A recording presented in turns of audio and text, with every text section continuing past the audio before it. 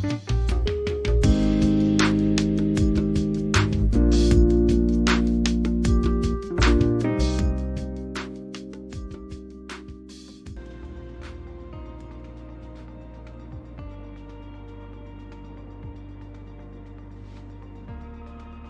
guys, Clumsy here. Welcome back to Microsoft Flight Simulator. How will the sim troll us today? We will see. How's everybody doing? Thank you for joining. Whoa, perfect timing there, Jay. 30 months. Goodness. The big 3-0. How are you doing, man? Glad you could join today. Thanks everybody for joining. I see a couple of familiar faces in chat. Thanks for being early birds. And I'm happy that Streamlabs came back in time. It was down for a bit. So like the usual things, like what you see on the screen, the chat window, the alerts when someone subs, those were all getting like bad gateways, server problems apparently on the Streamlabs side. But I was refreshing. And while we were doing the countdown, it fixed itself. So perfect timing. So it looks like we'll have Streamlabs today. I also added a bit of a, I'm not sure if I should say this, but you can play sound alerts now using your, what do you call it, Twitch points. And the infamous yay is there, although a bit more expensive, but I'm sure a lot of people have that much points. There you go. Yay! Way to make an entrance.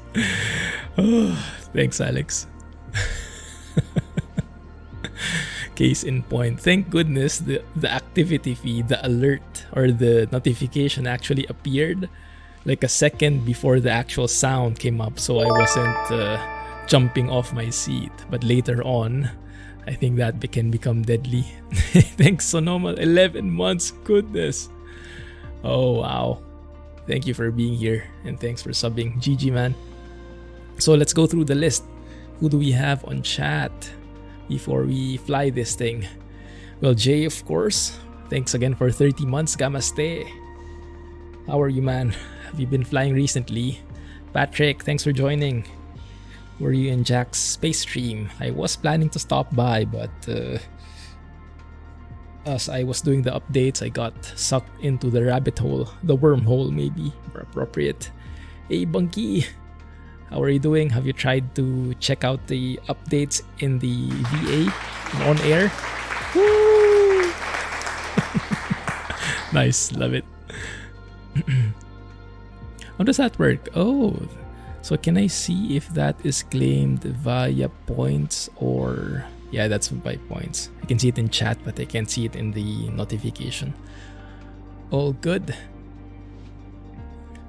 So yeah, the on-air VA is still up and running. On-air is getting a lot of updates.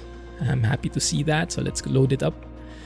The recent updates on on-air focused on the VA management side of things. So now managing the VA, seeing more stats inside the VA, the virtual airline, is possible.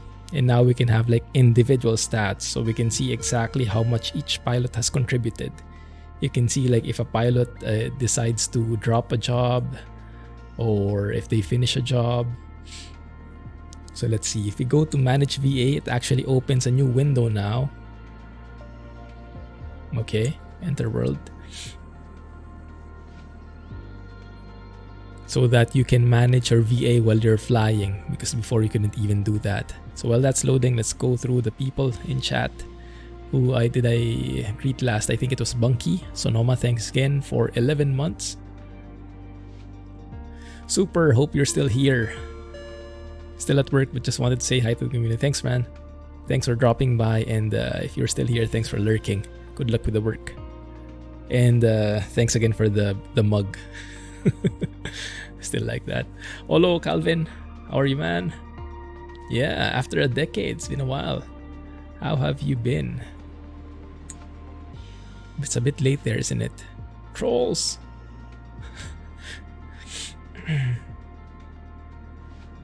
A few moments later.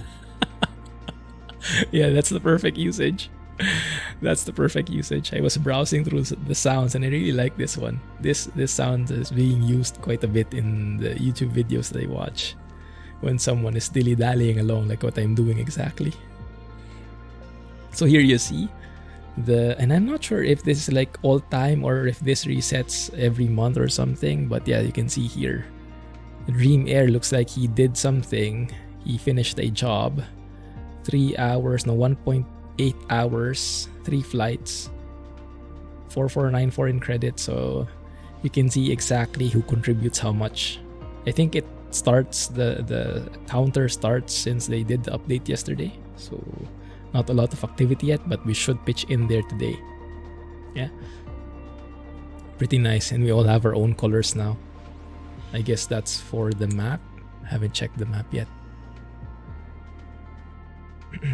So let me go through the list 1 sec. Sorry, bit delayed. There you go. 5,000 for Yay. Is it too cheap? Oh, I'm happy to increase it.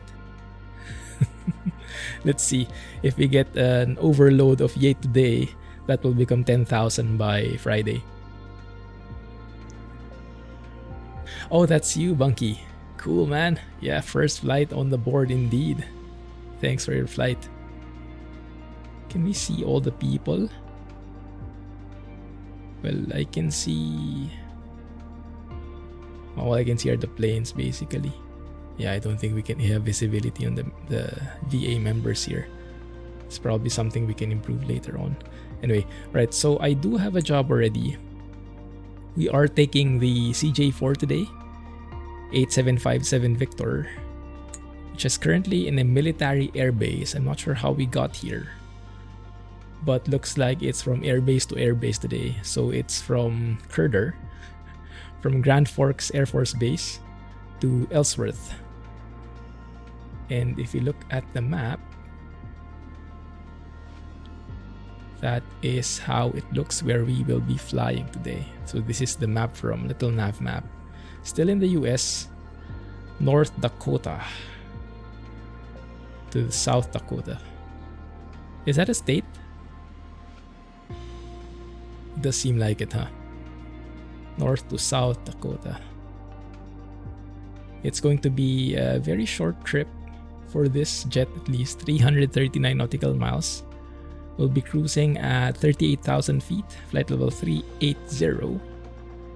And we'll try to get into VATSIM, although the last time I checked, when I checked a while ago, there was no one there. But we'll still log in, maybe so we can encounter some random voice comms.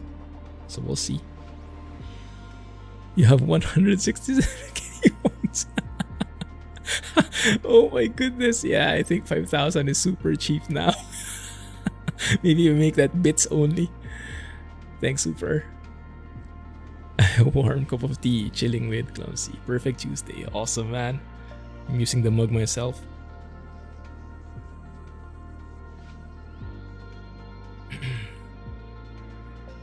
Doing good. I'm doing good. Thanks for asking, guys.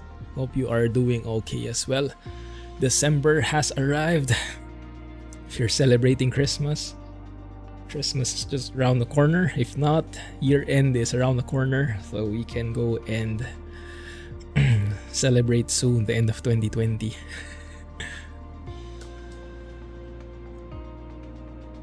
Way too many points. Yeah, I'm regretting that decision now. I think we'll leave it bits only next time. We'll see. It all depends on you guys. Hey, Larger Life. I'll call you Life if that's okay. Welcome back, man. RIP. Perfect. Yarbla, how's it going, man? Still enjoying your Mac, what do you call that? Ultraliner? Did I call it right? Alright, 1 sec. So 85% fuel and we have 9 people on board. That's actually perfect because we are flying from an Air Force base. So we are carrying Army personnel with us and the one tourist. I wonder who this is. Alright. This plane should be capable of carrying 10 people, at least in on air. If you look inside the cabin, I don't think it fits 10 people. But let's just leave that as is. We'll be having 9 people with us, including us. That's 10 all in all. So let's confirm. Go fly. Out of stock for Yay. Oh, thank goodness. Yes, that's great. I wonder how long the cooldown is. Kirka. Alright. No restorm just in time. We haven't started yet. Welcome back, man. How have you been? Superliner. There we go. Got a part of it correct. ETS2 Scania T. Oh, right. I remember the screenshots. What do you guys feel about the upcoming graphics update, the new light update from SES? They released a teaser video just a few hours ago. Looking great in my opinion. Looks like graphics mods will not be a necessity anymore afterwards. But I'm sure the graphics modders will find a way to improve that even more, but at least it won't be as critical anymore. So you won't have anyone in the co-pilot seat. We'll have 10 passengers, so that's 1, 2, 3, 4, 5. So you see, we only have room for 5 passengers. So actually the 4 remaining passengers will fit themselves in the baggage compartment. Maybe they'll get a discount on the ticket, I don't know. But we don't have space, so they'll fit themselves there. Baggage 1 and baggage 2. 2 people on each side. That's the best we can do. Alright. 1, 2. Yeah, that's okay. And that's close to the maximum takeoff weight. Awesome. Great. There is a cooldown. Perfect. So maybe 5,000 should be more than enough. You've been taking too many pictures. Blame NPI. November 8, 757 Victor. Good. I do have the flight plan already set. Created it before the stream. There you go. That should be a simple thing. 338 nautical miles traveling to the southwest. It's 5 p.m. right now. Oh crap, does this mean... Oh crap. Let me see. In on air, that would translate to 5 a.m. How do we do this? I might need to change the offset. 1 second. So right now I have a 12-hour offset. That means the local time, which is 5 p.m. gets offset 12 hours. So that means we'll be flying at 5 a.m. I don't want that. So I think what we can do is make it earlier. So 0 is 5 p.m. Let's maybe start at, I don't know, like that. Maybe 12 noon, middle of the day. That can work. Or make it early morning. So make it like minus 12, minus 10. So that would be 7 p.m. minus 9. Yeah, that can work. Okay, let's see if I computed that correctly. When you have active flights, I do have active flights. 1 second, yes, I do. I can cancel that. I can cancel that. I'll change it here. Longitude, how many people on air? Actually, I'm not sure. We can check that in a bit. Give me a second. Because I'm also planning on flying the Longitude soon. Recent mods by the community members have made it possible to fly properly. Thanks to the G3000 mod, and there is actually someone working on improving the flight dynamics, the flight model, the fuel economy. So if you check the mods list, exclamation point mods, look under the FS 2020 tab, there is a new entry there, a mod for the Longitude, and I highly suggest you try it out if you are flying the Longitude. It makes it much more realistic in terms of fuel burn, of performance, and how it feels. Feels very good actually. Coupled with the working title G3000 mod, which works perfectly with that one as well. So you have the Boeing banana and all that stuff. So save, that looks good, and let's go and fly.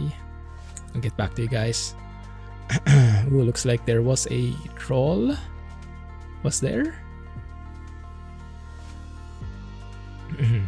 road texture mods and maybe new mods for new buildings. So we'll see, because they're also planning to update the textures, right? So we'll see how that all works. There we go. I believe it's parking 12 that I was trying out. Parking 12, that looks good. And let's go and load it up. We're still at your mom's. Nice. Your birthday is this month, December. Your December, baby. Advance happy birthday, man. What are you planning to get yourself as a birthday present? Thanks, Alex. Actually, Blah did it first. Thanks, Blah. Alex is losing his touch. Oh, let me turn off the preview here so we don't get lag. There you go. That should be smoother. Further. There we go, the CJ4. I was actually debating whether I was going to fly the CJ4 today or the Longitude, but working title came with an update. We can probably do both. First half we can do a flight with the CJ4, and then after this one we can jump into the Longitude just so we can compare, right? That's an okay thing for me, Kirka. All right, let me do one more check in VATSIM. See if that's something that we can get into. Start tracking. There we go. Now we have proper morning in here. Yeah, still no controller in there in this area. All right, that looks good. Looks pretty quiet in here.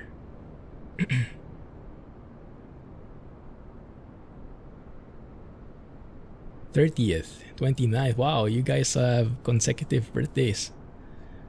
Make sure we celebrate that on the Discord. Put in some cakes there. Virtual cakes at least. Right, let me log into VATSIM as well. And of course, there is a new version that I should download. 1 second, guys. Let's turn off track IR in the meantime. This is the livery, Clumsy livery that the DT Fang made. I'm loving the curves. I was trying to hide the tail number because it doesn't blend very well with the rest of the livery, but doesn't seem like it works. Oh, and the download speeds are super slow. Okay, let's leave that be for now. Save to have your new computer on the way. Oh, nice. Yeah, you were mentioning that you were planning on buying one. When I just noticed the yoke has that like CJ4 icon. Very nice. In terms of the exterior, in the interior, the modeling, you cannot really fault Asobo. Huh? They did a good job here. No complaints at all there. Battery on. System test. Okay. Oh, we have the guy again. 500. Maybe we should make that into an audible alert. A sound alert. 500. Thank you for following. Welcome to the channel. Thanks for joining. Just in time. Okay. Feel free to join us in chat. The TOS system test. The guy will speak again in a bit. Is that accurate? 0 degrees. Static air temperature is 18 degrees. That must mean the winds are... I don't know actually. What does that mean, guys? What is RAT and what is SAT? I know SAT is like static air temperature, but I don't really understand what it means and how it differs from RAT. What I'm more familiar with is OAT, outside air temperature. This plane doesn't seem to use that terminology. Copy and paste our coordinates. Flight plan should be that one. That looks correct. Let's double check the legs if they are consistent with the one I have in VATSIM, in Little Nav Map rather. Hone, Gepgi, Pukbi, Jobod, and the next page would be Kilo Delta 87 Yankee to Rush and then to the airport. Perfect. Departure today would be runway 17. And arrival, we'll worry about the arrival later, so let's not pick one yet. As we get closer, let's choose a proper approach. Okay, So in terms of the... So I think I can change this into plan mode. I'm getting used to how to traverse the different menus in this plane now. And then if you go to MFD Advance, you can go to the next and previous waypoint. So you can check if your flight plan looks correct. Yeah, that looks good. Perf init. Let's go back. And then there are also some memory like resets. So you can put like the quick loads, so you don't have to traverse through the menu every single time. Nice skin. How old am I? I am... That's a good question. I always forget that. I think I'm 34. You guys remember? Maybe you remember better than I do. So our total zero fuel weight, 10 to 80 is the empty weight. And with the payload, that's going to be 11 to 80, 12, 180. Did I do my math correctly? 10 to 80 plus 19. 12, 180, I think. I hope I did that right. Then put that under zero fuel weight. Didn't go yellow, so we didn't go beyond the maximum zero fuel weight, so that's good. And we'll stop there. Cruising altitude would be flight level 380. Perfect. Who was that? Ah, Prime Gaming. 32 months, Jack. Yar! 32 month streak. Imagine that. You came back from space quickly. Fancy flying in flight sim.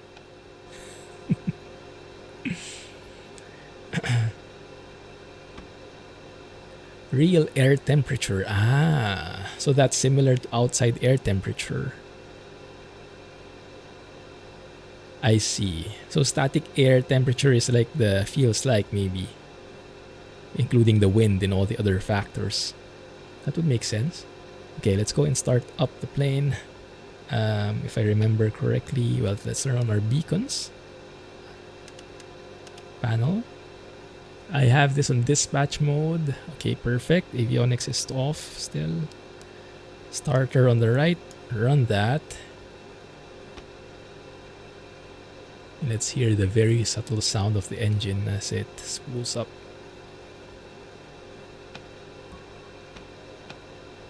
There we go, that got detected.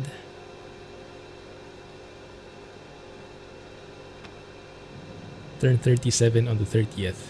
You're old? Oh, don't talk about old with some of the guys here. Let's not name names. Yeah, it's not polite. Okay. Engine is coming up nicely. When we get to around 20%, 20+% N1, the starter should cut out. And that would mean we have proper engine start on number 2 already. There we go. Okay. Starter cut out. Left. Run.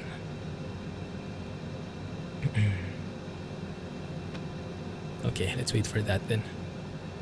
Crash landed. Who's old? Oi! Someone got hit by that random comment. I think there is an install. Yeah, there is always an install vpilot setup because it finished downloading. We download that here.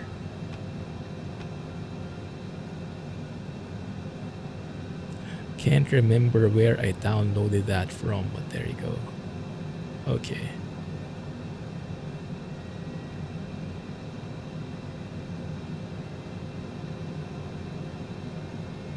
Red Dead Online is out as a separate game now, so just the MP part. Cool.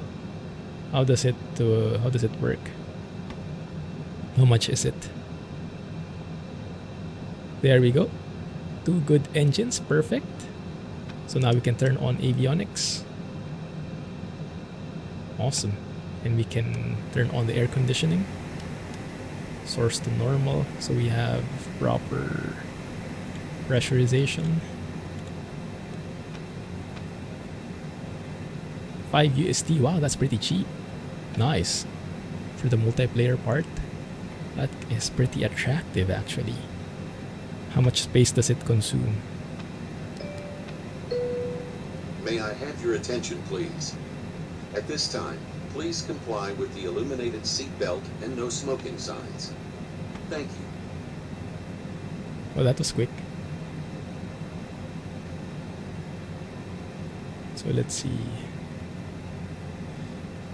You know what? I'm feeling a bit lazy and joining VATSIM, but yeah, let's do it. Let's do it properly, so I don't have an excuse. 8757 Victor, yes, connect. Okay, we are connected to the voice server. In terms of the...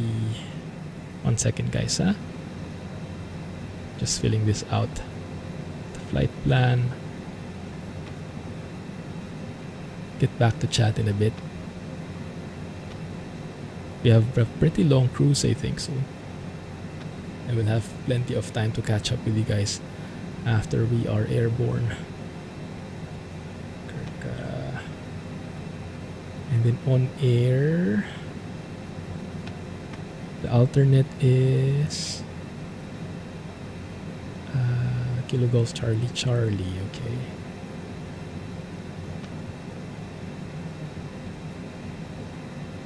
Departure time is let's say 0045 Zulu. Time en route would be 1 hour, it says. Okay. Let's leave that as is. Cruise speed would be, let's say, 420 knots, roughly speaking. Then cruising altitude would be 38,000 feet. Beginner daytime FS 2020 avionics, perfect. File the flight plan, looking good there. And yes, there is no frequency nearby. Let's just tune into 122.8. That is detected by VATSIM. That's good, okay. So let's leave that as is.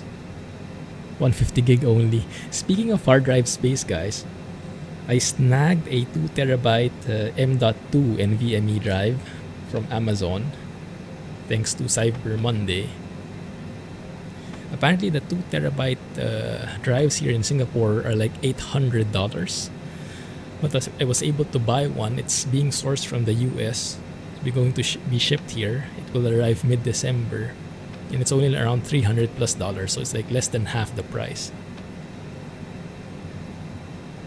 Which is, I think, more in line with the normal market prices. The $800, I think, is just rip-off. Probably just because there was not enough stock here in Singapore, so they were jacking up the prices. But the ones I saw from the US, $300 is more in line with it.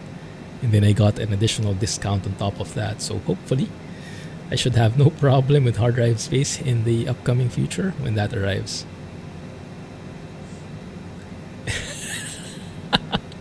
Did I buy it with XP? I wish I could.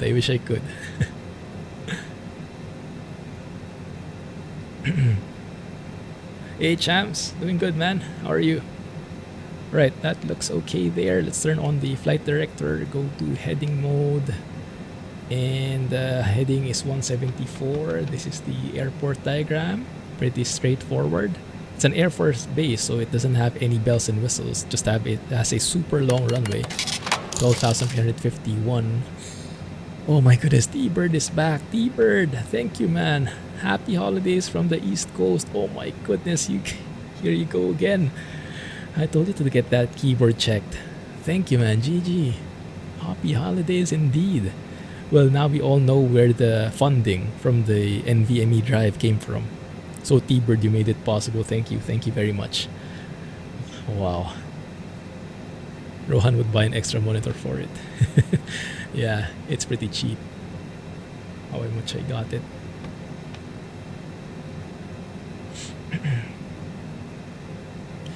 My drive is PCIe 3 only, I think, because my motherboard doesn't even have PCIe Gen 4 yet, so I'm not going to be able to maximize it. But yeah, in terms of gaming, even an NVMe drive might be even overkill. So I wasn't really that particular with getting like the high end. I think what I got was a Samsung 970 Evo Pro. No, not Evo Pro, because Pro is a different line. Evo Plus. Yeah, Evo Plus. Alright, let's go turn on the nav mode seatbelt signs, guys. May I We'll be have your starting the attention, taxi. please? The captain has turned on the seatbelt sign. Please fasten your seatbelt and shoulder harness at this time. Thank you. Nice. Turn on our taxi lights. Let's go and announce what is the name of this Grand Forks. Okay, so let's go and announce on Unicom. Grand Forks traffic. Citation 8757 Victor. Taxiing runway 17 via Alpha 4 Alpha. Grand Forks traffic. I always forget that last part. Okay. Good evening, G. How are you, man? Almost Christmas indeed. Yes, really looking forward to it. We have a reservation for a staycation. So even though we won't get to fly back to Manila this year, we can at least enjoy a bit, go on a bit of a holiday feels. Our 5950X arrived a couple of days ago. Oh, sorry to hear that, Chi. Glad it's there. Hope you feel better soon, man. That would be a great Christmas gift for yourself. T-Bird guy is a good chap. Oh, you said it. Thanks again, T-Bird. Happy holidays, man.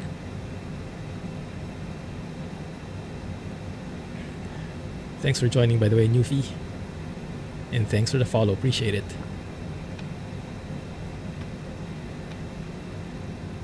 It's a very quiet engine, huh? Which is, I guess, pretty realistic. I'm actually on idle right now. With these jet engines, you spool them up, get to the ground speed you like, and then you put them to idle, otherwise you'll keep on accelerating. Go. Open pipe sound mod. I know, right? The Longitude, I think, sounds better. Sounds more like beefy than this. We'll compare it later. Yeah, once we start our takeoff, that will change. So that will improve a bit.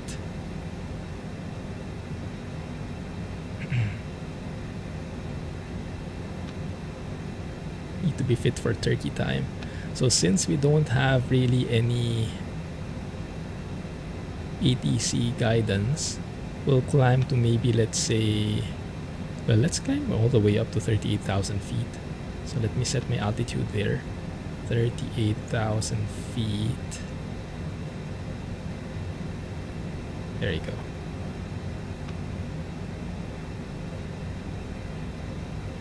Yeah, I hope you get better soon, Chi. That 5950X is waiting. Great stuff, man. Also, I was looking at Amazon a while ago. I was fixing my Amazon gear. So if you look under my panels, guys, I'm not sure how you traverse through the panels. I really like the traverse word, don't I? That's the word of the day. If you traverse to the Amazon gear panel, you'll see that the 3080 is now listed there. I had a difficult time looking for a 3080 in the Amazon store in Amazon, but now it seems to be there. So I was able to put up my associate links and all that stuff already. So that is looking good. And it says one of the shops is having like a stock available as of December 7 or something. So it looks like the stocks are slowly but surely getting up to speed. And those who are planning on getting the video cards maybe won't get it immediately, but there seems to be at least light at the end of the tunnel. Let's not forget, set flaps for takeoff, takeoff trims. That looks good. Takeoff trim is that one, the elevator trim. We move that up a bit more. Oh, yeah. That's the runway in front of us. Absolutely loving the updates from the CJ4 mod. Makes it a real viable plane to fly, this one. Getting pretty close to study level. And you fiddle around with all these systems, the FMS. Feels like as close as you can get to a 737. Because the FMS here resembles very closely how you manage, how you operate the FMS in the 737, at least based on the Zibo one, which I heard is pretty close to real life. Recovering from a minor procedure. Ah, that's great, man. That is great to hear. Speedy recovery. Approach lights right there. Runway 17. 174 on the heading. Actually, I should have announced, huh? Grand Forks traffic. Citation 8757 Victor. Departing runway 17 to the southwest. Grand Forks traffic. Alright, off we go. 50%. And we just go. No, I forgot something. I forgot something big, guys. Oh, I hope no one's around because I forgot to set the approach here. The takeoff rather. Takeoff. We don't have V speeds. Oh no. 286. Let's do this quickly. Hanging on the runway. 286 at 5 knots and temperature is -1. Wow.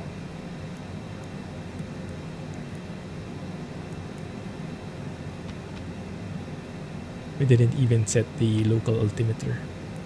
Perf takeoff. There we go. 3001. Next. Alright, there we go. There's our V speeds.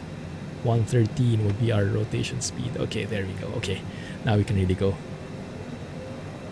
What airports are we using? Some Air Force bases. Grand Forks is what we call it in North Dakota. Oh, good call. The static heat is not on. Oh, that's very nice. Actually warns you that you're missing something.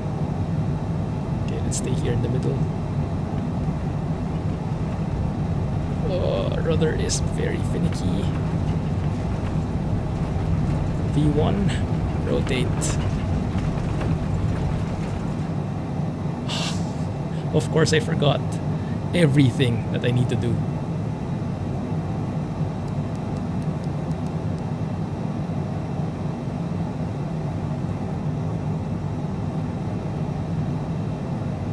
Yeah. Positive brake gear up. Flaps up. Some sightseeing below. Beautiful as always. One of the strongest suits of Microsoft Flight Simulator. Let's go to flight level change here. Yaw damper on. And let's turn on autopilot so I can be a little bit more chill. Look at how fast that guy is climbing. 6,000 feet per minute. My goodness. Okay, let's pull the throttle a bit, around 95%. To climb thrust. So we're not exaggerating too much. Oh, chrono, a punch on the roll. Right after the lights, yes, that's that's true. Where's the chrono in this plane? Where do you start the timer? That's a good practice actually, because you are limited to a certain amount of time in the let's go to nav mode here. Let's go and intercept that flight plan, and let's go to nav mode so that it follows the flight plan. Yeah, because you are only allowed, I don't know the proper timing, but a set time into the... Why are my engines not aligned? There you go. In the takeoff thrust. The takeoff detent. So after a while you have to pull back to go on the climb detent.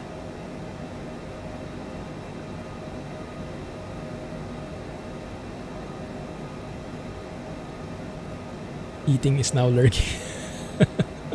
Yeah, that's new. Interesting. Climbing at 3,000 feet per minute, guys. My goodness. 10,500. Turn off the landing lights and the logo lights as well. There she is. Beautiful.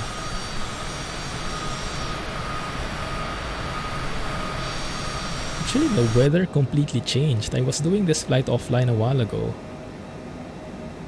and the clouds look nothing like this. So this does indeed look like live weather. It's based on the variety of the weather. The pressure was different. The clouds are way different. The clouds are much thicker a few hours ago. Zoom out a bit on that. There we go. Beautiful.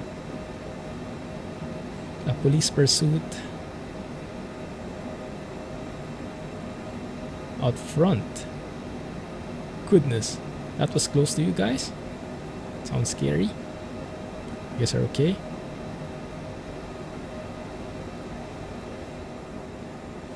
And then they recently patched this. The CJ4 received an update like a few hours ago. That's why I went with this plane in the end. Because they changed it. They improved the autopilot. The update last week by Asobo ruined the autopilot for most of the planes. In terms of how fast it follows the lateral guidance. Like if you change the heading, tell the plane to turn to the right.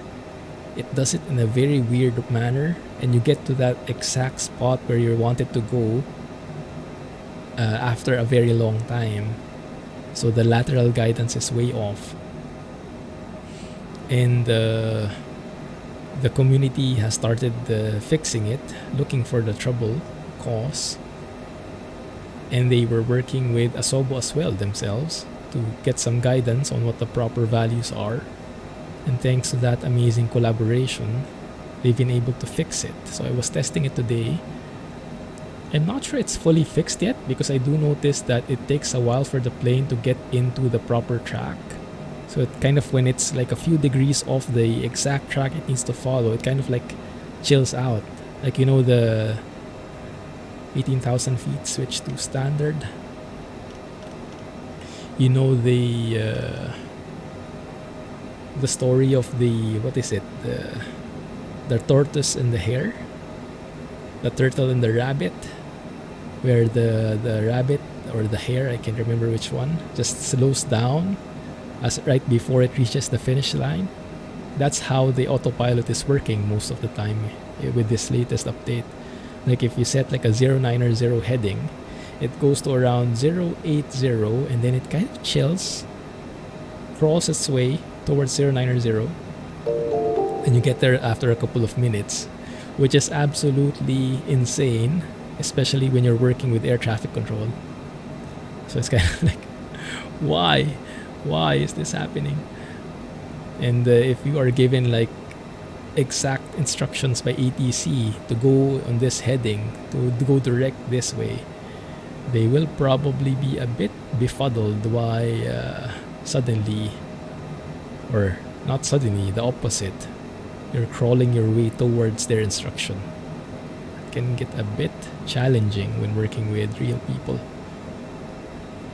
You saw the guy jump out and run. Wow, it's like in the movies, huh?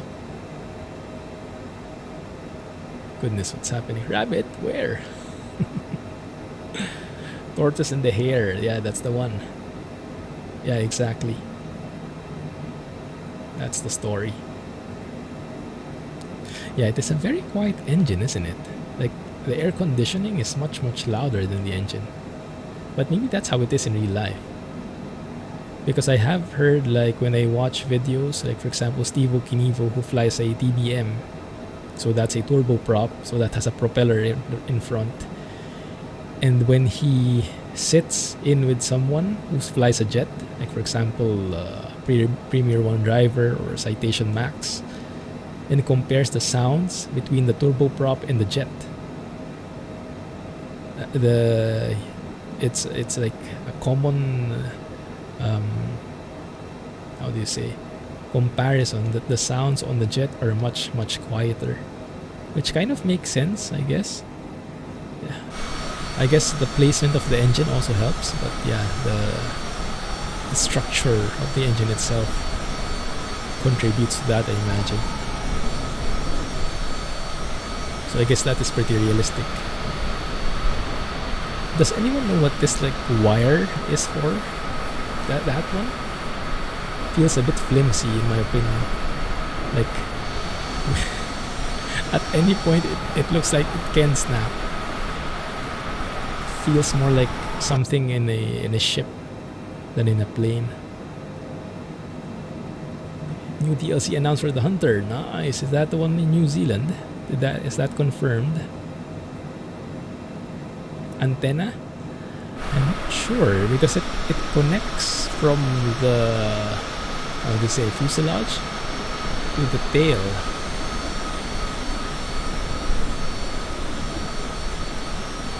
Doesn't look very professional though.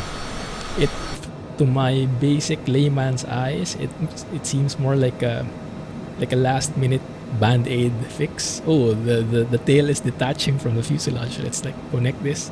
Let's make sure it doesn't fly off.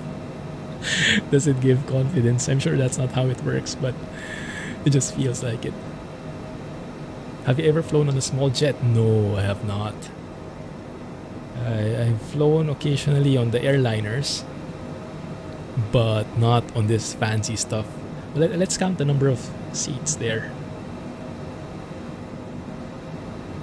1, 2, 3, 4, 5, 6. Okay. 6, 7, 8. So yeah, the 10 people, we have 9 people on board. So we have like, oh, we have a seat here as well. So 1, 2, 3, 4, 5, 6, 7. And then 2 people are back in the lavatory, I guess. Or something like that. Probably doesn't work properly. Turn off track IR here so I can get back to chat fully. Welcome back, Namaste. Bought a plane from MSFS 2020, keeps crashing the game. Oh yeah. Is that the Mooney by any chance? And did you get a refund? The Mooney is one of my biggest frustrations right now. I had so many plans for it. Flight level 300 now. But the climb is slowing down, so I think it's good if I push forward on the throttle here.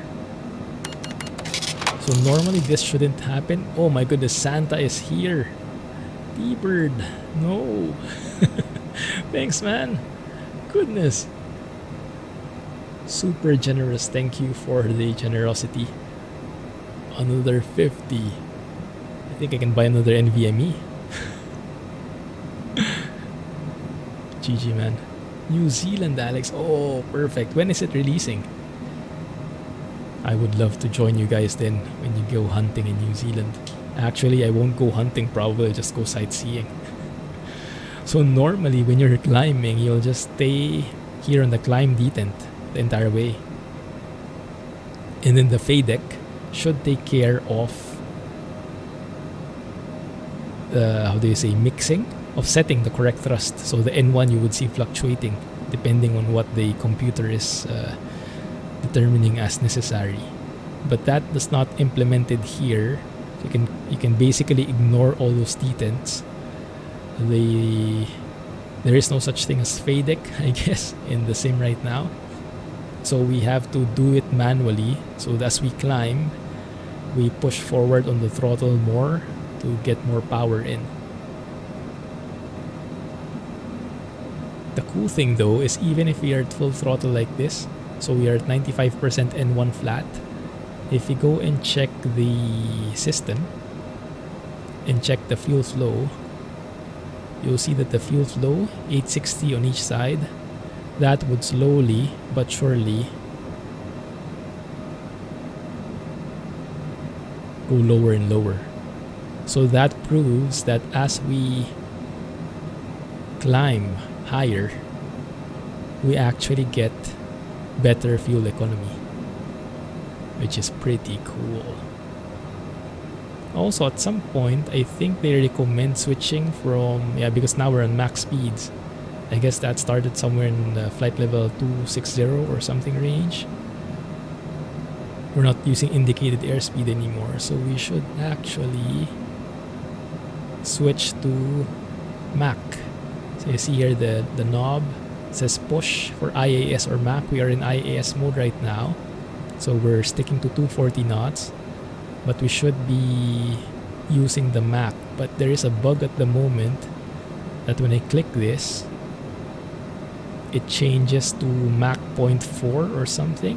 It doesn't capture the current max speed that we're at. So there's a bug there in the default plane. So I think what we have to do... Actually, I'm not sure how we have to do it. Maybe I turn off the flight level change, so we retain that pitch.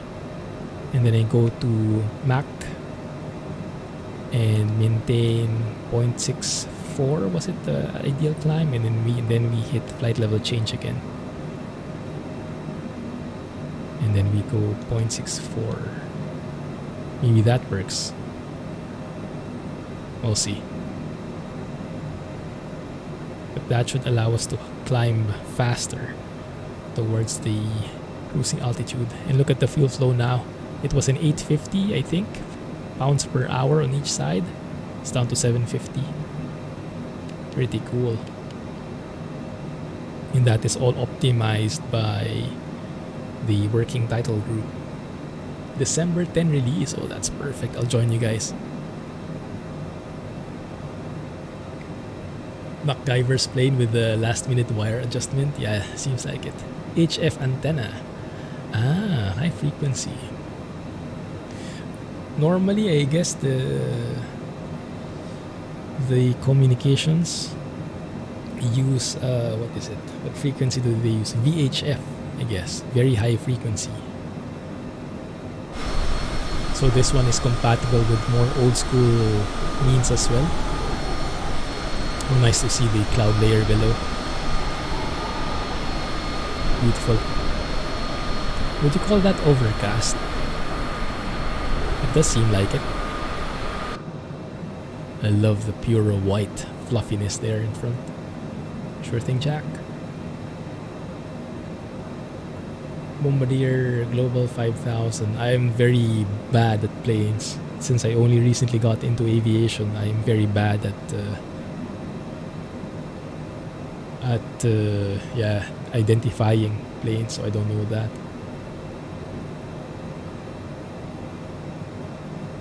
One sec, let me copy this one.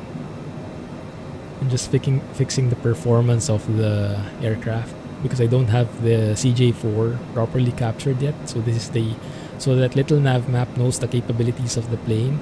It kind of measures whenever you fly, it gets the stats, and then you can choose if you want to use that as the stats moving forward or not. So right now I don't have a cruise speed set, so I want to copy that currently what we have. Actually, no, don't use that yet because we're not at cruise yet. Almost there but not quite. So for now, I can actually use my climb speed here. That doesn't look so good, huh? Yeah, that doesn't look correct at all. Strange. Check again. Merge. Yeah, that seems strange. Let's not use that for now. But if you look at the elevation profile here, this is from Little Nav Map as well. It was detecting this one based on the old performance that I recorded. It was detecting that we'll reach top of climb at this point. But with our current climb performance, we actually got in here way earlier. Like, I don't know how far that is. Around 50 miles ahead. So yeah, I wanted to adjust the performance in line with that, but somehow it's not consistent. It feels like detects a slower climb. Weird. All your text in chat is typed twice. Twitch being Twitch.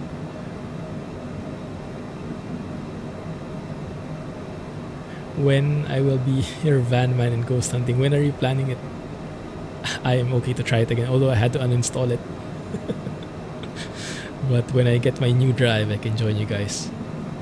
Yeah, I got so fed up with always having to balance, like, oh, which game can I install, and then uninstall, and install only one game at a time because I don't have space anymore.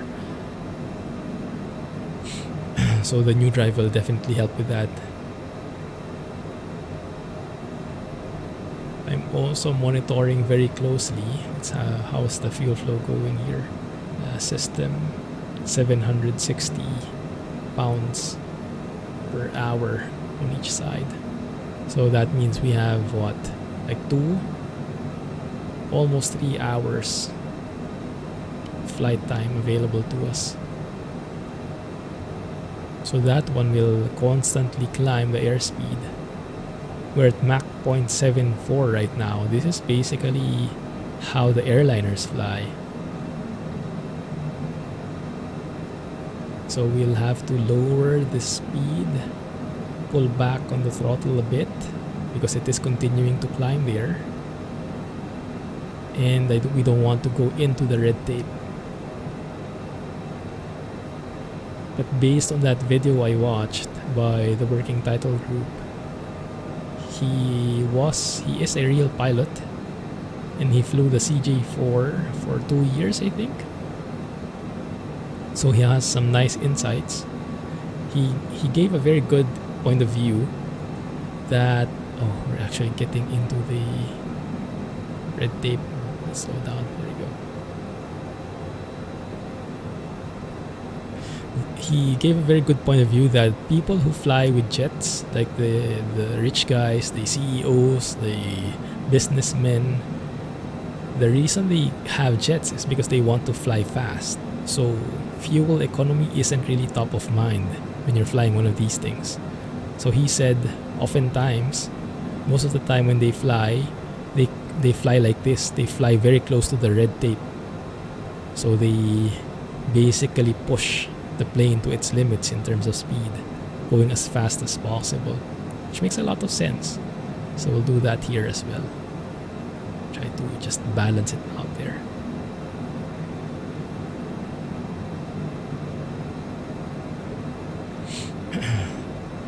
Twin Mirror, is that the one that Jay played? Jay was saying it was very good. From the same makers of Life is Strange, was it?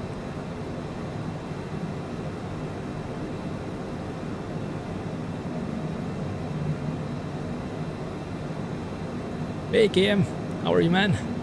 You know what they all do? The important ones. Although, case in point, I do forget them from time to time. Like a while ago, I forgot all the important stuff. The fancy thing is this plane actually has a checklist. So you can go through the checklist here and be all professional about it, and it's part of the MFD. So before starting, let's have a look at the cruise checklist. Throttles as required. Pressurization. Where is the pressurization? Let's go and look at systems. Where do we check that? The oxygen levels are good. Is that the one? No, I'm looking for a specific pressure, like the cabin pressure and the pressure differential. That must be somewhere here. We'll look for it later. Let's say that's checked. Ice protection, no need. Checklist complete. For cruise, that's a very short one. How have you been, man? Yeah, they give you a checklist. I don't follow it oftentimes though because I'm very lazy. Ideally, yes. What I want to highlight though, super cool, we actually have a top of descent there. I'm not sure, I would guess that's a feature from the working title CJ4 mod, because normally top of descent is not something that is included in the default FMS. So that is pretty cool.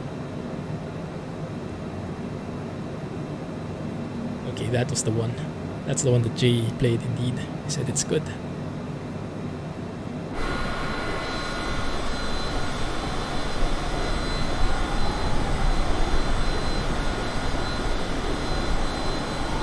What have you been playing these days, KM? Holidays are coming, finally. Looking forward to the break. If we can push forward a bit. Getting far away from the red tape there.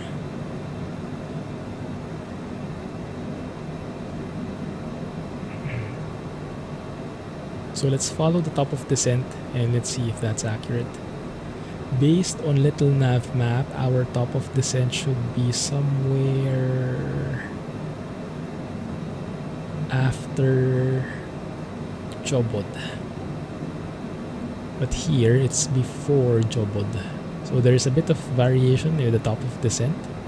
But I'm guessing this is more accurate in the plane than in Little Nav map. Because in Little Nav map I'm the only one who configure the performance of the plane there based on previous flights.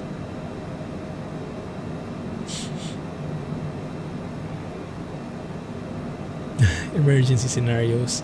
They do have some failure options, I think, but they're fairly limited right now. You can set it so that your engine fails after a couple of minutes. I've never tried it. I haven't gone up to that level yet.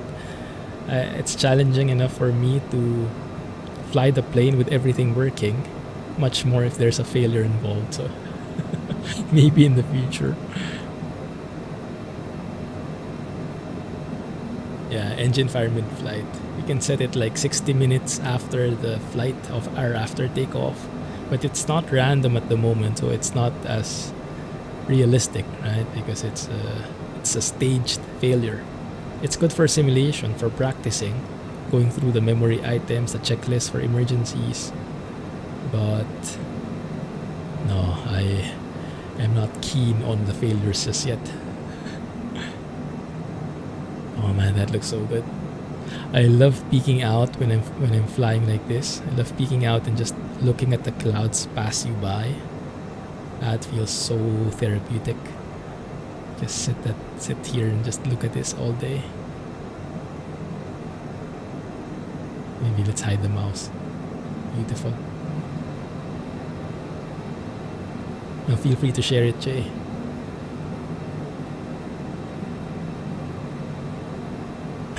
Feel free to check out Jay's YouTube channel, guys, and Twitch as well.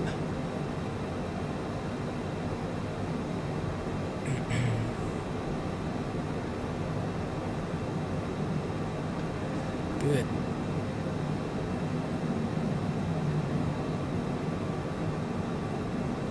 $34 knots. Yeah, this is. I was hoping I can get into the 400 ground speed club today, but looks like the winds are against me. Winds are pretty light here, only 34 knots. Flight level 380, 38,000 feet above ground, above mean sea level. But still, that's 34 knots against me. So even though our true airspeed is 433 knots, which is 500 miles per hour, because of the wind in our face, we're only, oh, there we go, 400. We reached 400 at least.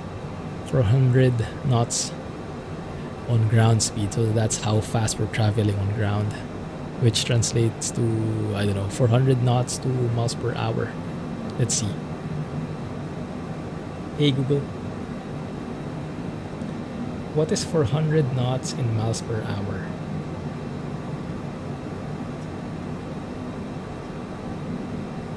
Not sure if you guys heard that, but apparently it's 460 miles per hour. Cool stuff, this Google Assistant. Voice activated Google Assistant. Techie. Twitch is giving Prime members Battlefield 3 for free. Oh, are they? Oh, that's cool. No, I did not. I should check that out. Nice. I think I have that though. I think that's the Battlefield I bought. Great game. What's the latest Battlefield anyway? I have been so out of tune with the games already. I know nothing about upcoming games. Focusing so much on truck sim and flight sim. Although, we will have a returning game very soon. Some of you guys might be interested in that. We will have Fernbus back. Hopefully this week I can have something out. I'll have to install it first. I'll have to look for the hard drive space for it. It requires like 50-60 gigs and I barely have that. So we'll see. But the Netherlands DLC is coming out mid-December. And TML has been stepping it up recently. They don't have it yet like Pro Mods or SES level of accuracy, but they are a very small and very new developer, so given their progress, it's actually quite promising. So looking forward to exploring Netherlands, sharing it with you guys ahead of the public release, and we'll see what they've learned since the last DLC.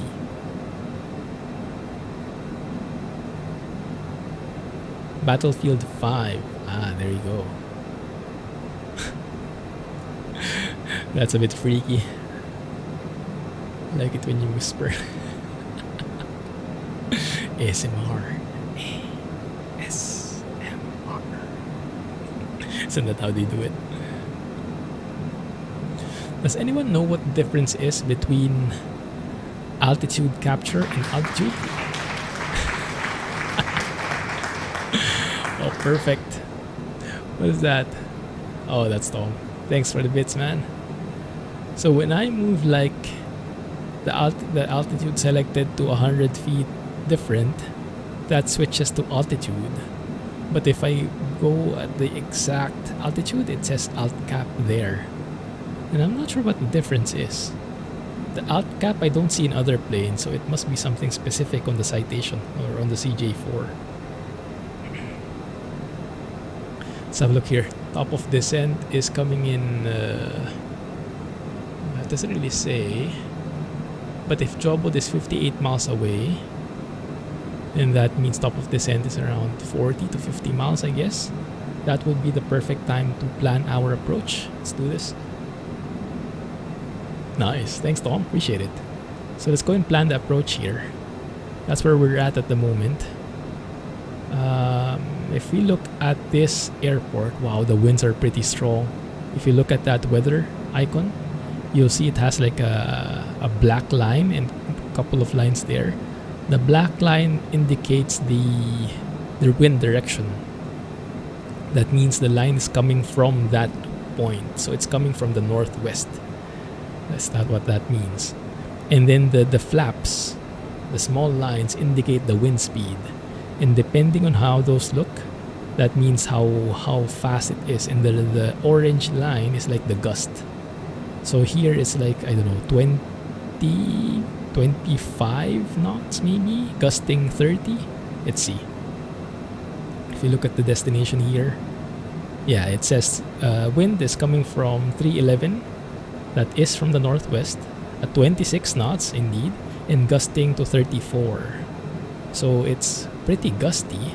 It's pretty strong winds, but thankfully that is translating to a perfect headwind for runway 31. So we'll do a runway approach towards runway 31 somewhere here. Let's have a look. Kirby. What is the difference between ILS Yankee and Zulu? Probably only the minimums. Let's do an ILS Yankee 3-1. And let's see if there are transitions. Rush. And then there's the... there's what do you call this? Arc? Arc DME? DME Arc? Yeah, DME Arc. So that is probably going to mean, oh, that's cool, we can actually do this. It's probably the VOR that we are going to track. Okay, let's do this. This will be interesting. This will be an interesting approach. I have to study it, but we have time, I think. How are we? Top of descent, not yet there. So let's set the approach here. Performance approach, Kilo Romeo Charlie Alpha. Indeed. The winds are, let me see. Let's plug those in. 311 at 26 knots, gusting 34. So I'm not sure what I should put there. There you go.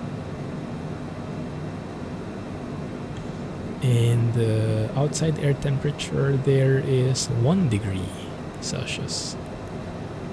Altimeter 3022. Perfect. Landing weight, that should be automatically computed already. Currently we're at 16,000 pounds. It computes how far we are from the airport and computes our fuel flow. So it detects that by the time we get to the airport, we will be at 15,471 pounds landing weight. So we leave that as is. What I don't understand is why there is a blank VREF and VAP here. That is strange. That should be filled out already. Did I miss something?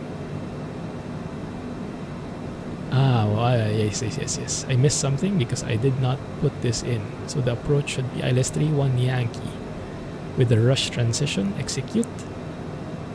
And now when I go to approach, plug those in the same. When I go to the next page, there we go. VAP VREF 112118, send that to the PFD. So that should now reflect in here. Hopefully. Later on. Say 112 and 118. Good.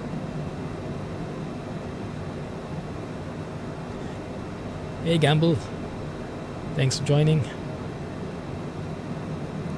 Might mean altitude captured. Yeah, that does make sense, huh? That does make sense. So when you're at that exact altitude already, it says captured. So that distinction is there for comparing when you are on altitude hold. Yeah, probably. That makes sense. Okay. Top of descent. Actually, top of descent changed now. It's after Jobod now, which is interesting because when we plugged in the approach, it detected that probably because we have a longer flight plan with the approach set up. Okay, so now the interesting part, let's keep this screen right there. The interesting part here would be the approach. So we're saying we want to do the ILS 31 approach with the rush transition. There you go. So that's how it looks. We'll go to rush here and then we'll do a DME arc and then we'll do that's going to be a pretty interesting approach. I'm not awfully familiar with that. We'll study it. Okay, so this is saying we are let's see, runway 31. Is this only a localizer? No, ILS or loc. There we go. Okay. So rush, that's the initial approach fix. And then we have a 15 DME arc from Ellsworth, which is RCA, Romeo Charlie Alpha VOR. So 108.8 is the VOR that we want to tune into.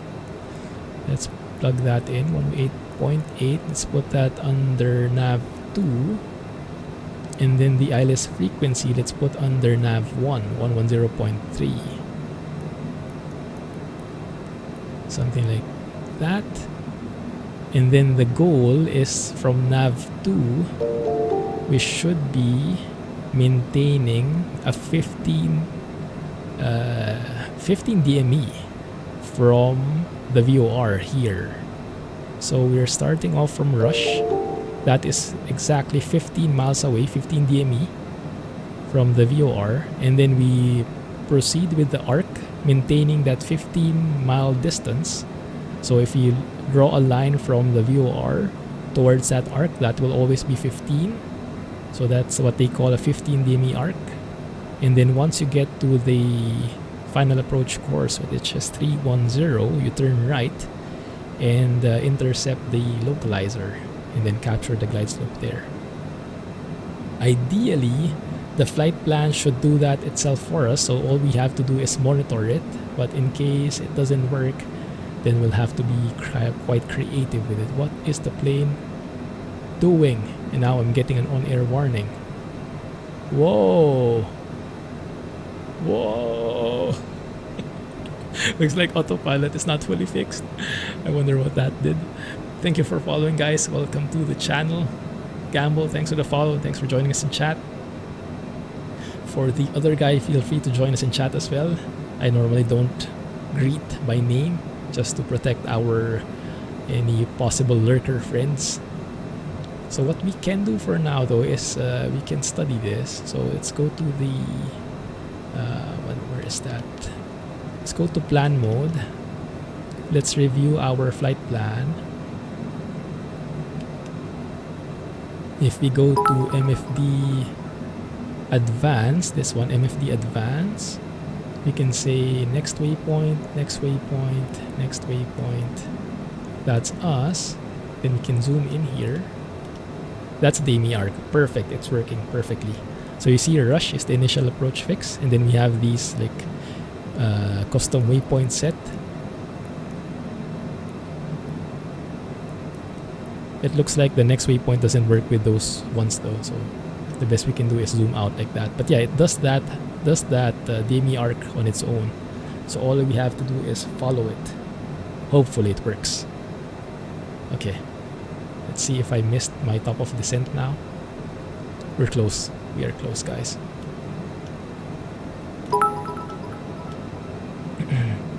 Thanks for the bits, Tom. Bit frenzy. Appreciate that. Alright, so we'll descend to 6,000 feet. Based on the approach, we should be at 6,000 feet by rush here. And then as we do this DME arc, we should maintain 6,000. So 6,000 feet would be the target altitude. So let me work on that. 6,000. There you go. We have reached top of descent. Okay, so what I'll probably do, let's try maybe a vertical speed mode here of 2,000 feet per minute. Pull back on the throttle definitely.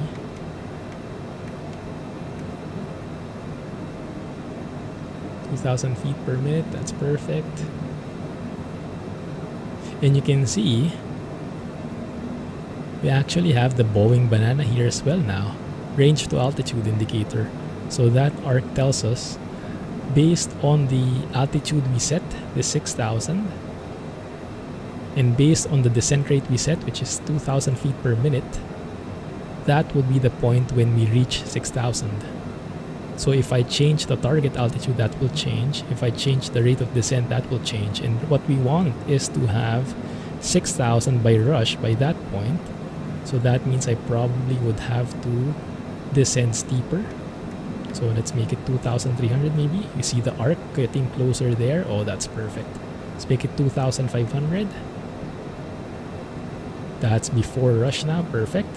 And now I have to pull back on the throttle really hard, going almost at idle so that we don't overspeed. Look at the N1, 33%. Perfect. Yes, this is the working title mod. That's why I would never want the car to drive it. Yeah, that's true. Autopilot woes. But that's pretty cool. Having that range. I just call it Boeing banana. Just it's easier for me to remember. So we have the nav set. What I want to have here, something I want is the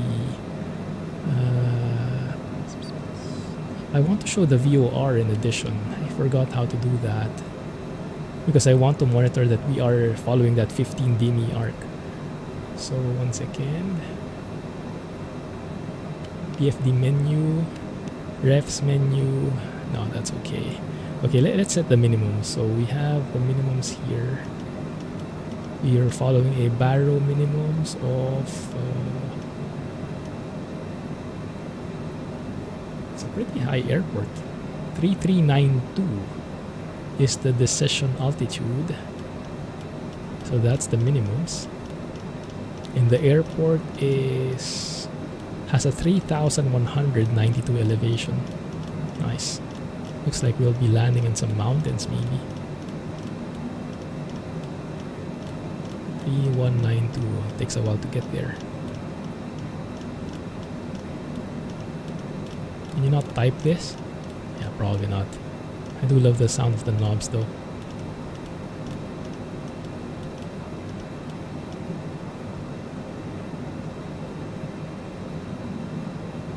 Good.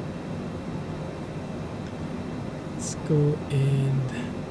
Do I need to activate that? No, I think that's set already. Good, right.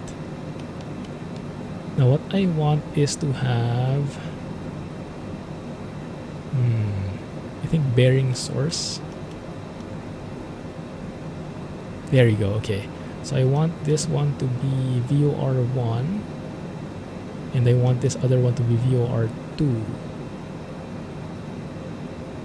Now it's not detecting that yet, which I'm not sure is correct. It should, because we have tuned that already here. So the nav1 and nav2 are tuned. 108.8 is the VOR.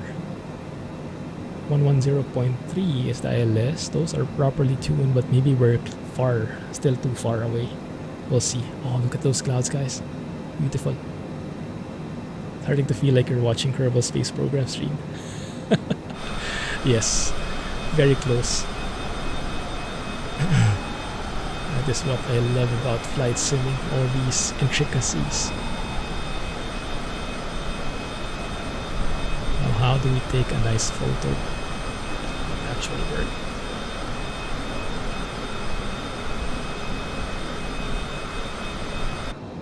Good. Double check that everything is fine. Airspeed, everything looks good. Zoom in a bit there. Oh, look at that, beautiful. I think we will get into some icing conditions though once we seep into the cloud, so we have to be ready with anti-ice.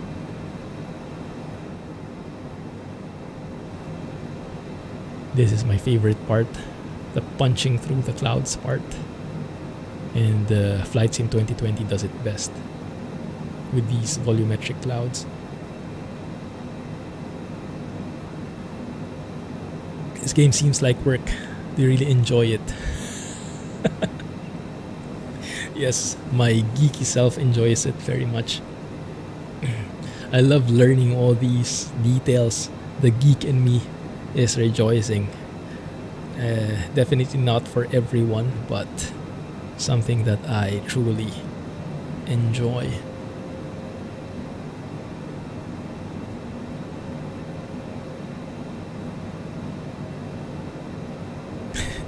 Over 200 games, around 190 of them suck. I actually don't get most of them, which is a shame. But once I get that hard drive, it should hopefully be a different story.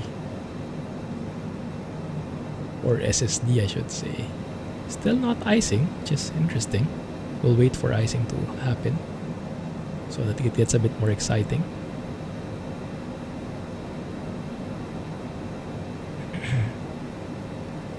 VOR 1 and 2 are still blank. Doesn't seem like we are getting anything yet. 40 degrees. Wow, it is getting cold these days, huh? Yeah, in Germany, my colleague was saying it was -2 in the weekend. So looks like winter is definitely coming.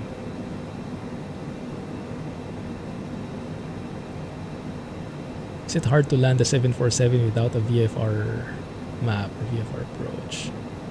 You mean like visually? Well, I guess pilots can do it no problem, but if you're a beginner like me, definitely will be. I tried that one of the previous streams when Jack requested to fly a 747, and it was pretty much a disaster, so I guess you have your answer. It is very possible if you're familiar with the plane though.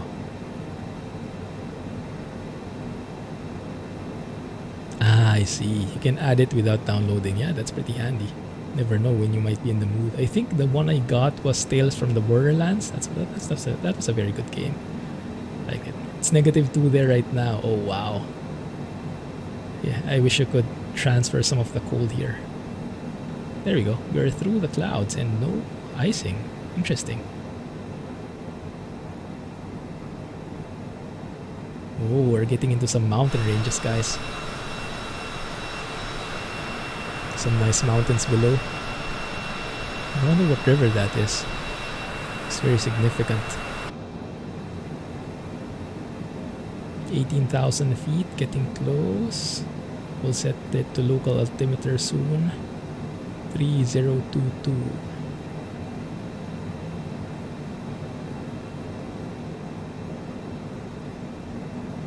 Let me also disconnect from VATSIM. Don't think it helps.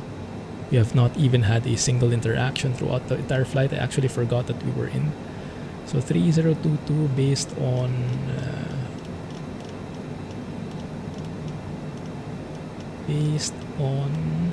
little nav map. Hopefully that's accurate. So far, the sim has been getting pretty accurate weather in the airports, which is very promising.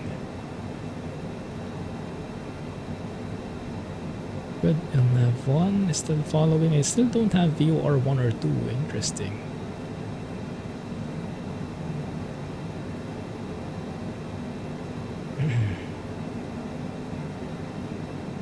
There you go.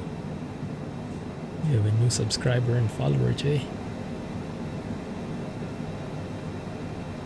You would fly below the clouds the entire way. Yeah, a lot of people do that. That was actually what I was planning. I bought a plane. So if you're not familiar, KM, with the world of flight simming, it's a very expensive hobby. Still cheaper than the real thing though, but very expensive compared to other games. You buy the simulator for like $60, $100, and then you buy these premium planes that are very well made, another $60 per plane. So it's like buying an entirely new game in terms of price. But I bought one plane, like $30, not that expensive, but not cheap either, in the hopes of flying it together with you guys, staying below clouds, staying low so we can do more sightseeing. But the latest update from Asobo destroyed that plane, and until now it's still not fixed, and it's something that they're still selling. So that's just an absolute, I would say that's an absolute lack of professionalism from how I see it. Like, you're selling something that doesn't work, and you don't have any watch outs, no notices, no warnings. And I'm not sure if there's any refund procedure as well. But yeah, it's very... Granted, the simulator is very new. It's a very young platform.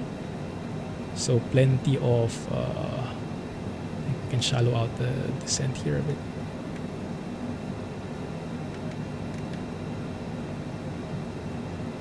There you go. That should get us closer to 6,000 by rush.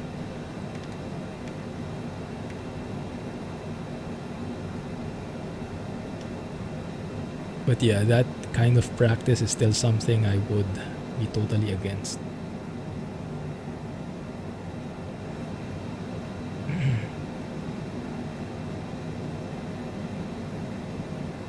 Spend so much money buying planes on sale for Black Friday. Hey, nice. Yeah, I can imagine. I can imagine. Oh, 11,000 feet. Let's turn on the landing lights before on-air penalizes me again, even though I'm not getting that bonus anymore. Yeah, looks like the autopilot is still a bit funky.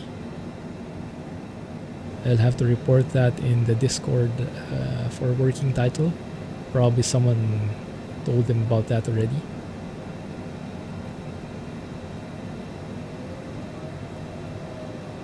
Can push on the throttle a bit more now. Just make sure we stay below 250 knots. Yes, the Mooney is what I bought. M20 Aerovation. It's a very nice plane, perfect for visual flying. It has steam gauges. It's very good on performance. And the Asobo update absolutely ruined it. Carenado fixed it, but the patch that they sent to Asobo, to Microsoft, is still not published until now. So the plane is still broken. It's frustrating. But yeah, I had a lot of plans for that plane, so I have to adjust accordingly.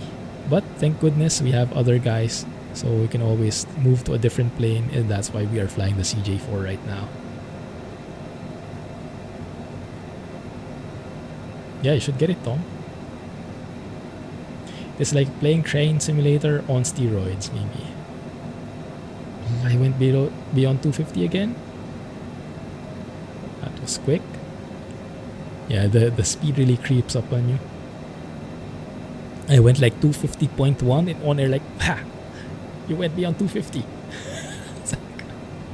It's like those police officers in ETS2, in ATS. No mercy. Oh, beautiful mountains here.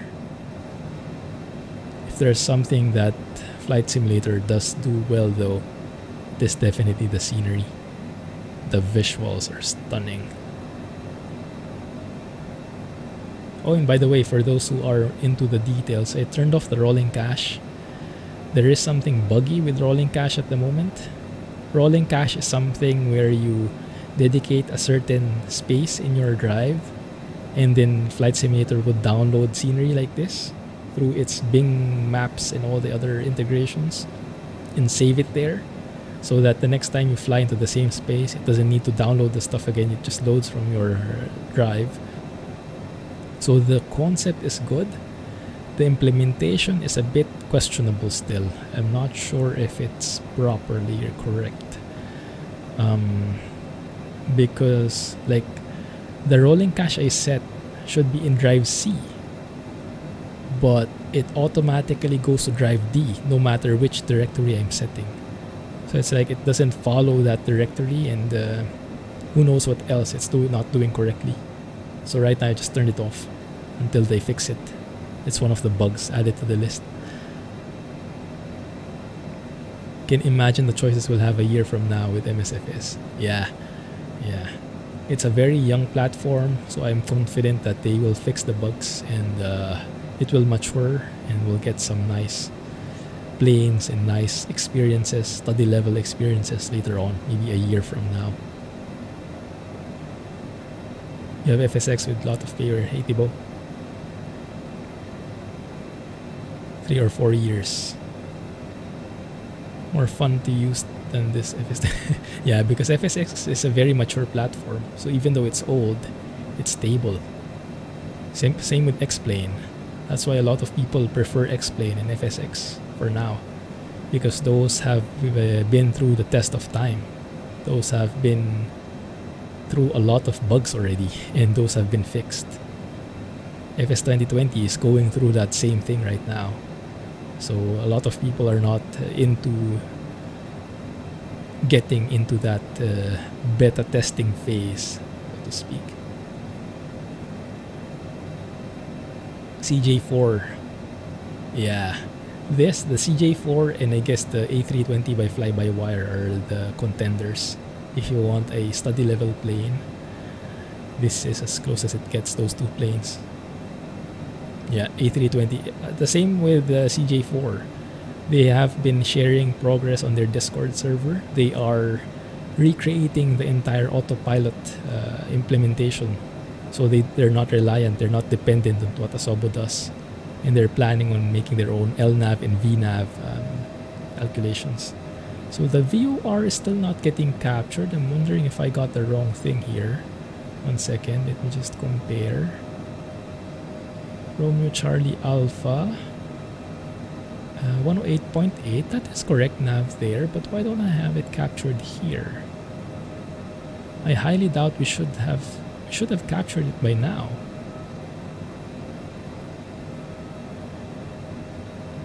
Start slowing down here. I guess 200 knots would be the safe speeds for extension. Or maybe this VOR 1 and 2 is bugged. 1 sec. Let me try doing this. So if you go to heading mode, Let's go to head. Ah, there we go.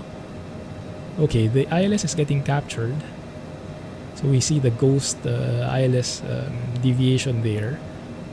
The VOR is not, at least not yet. Maybe VOR2 is bugged. Let me see.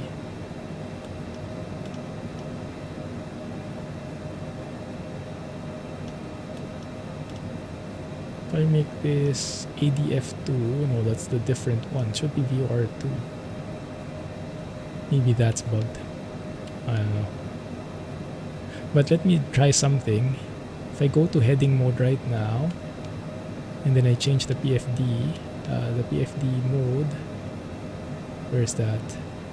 The nav mode. Oh crap. No, go to nav mode. I'll fix that later. Yeah, it looks like it's not tracking the VOR at all. Just a bit of a shame.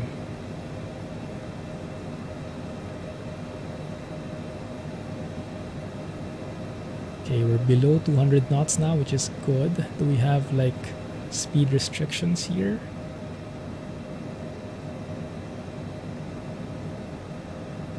Not really, but I guess it would be nice if we deploy our flaps already.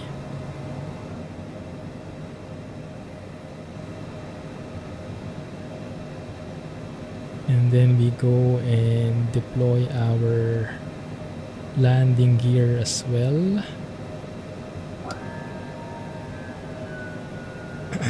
Looks good. So one sec. Let me see.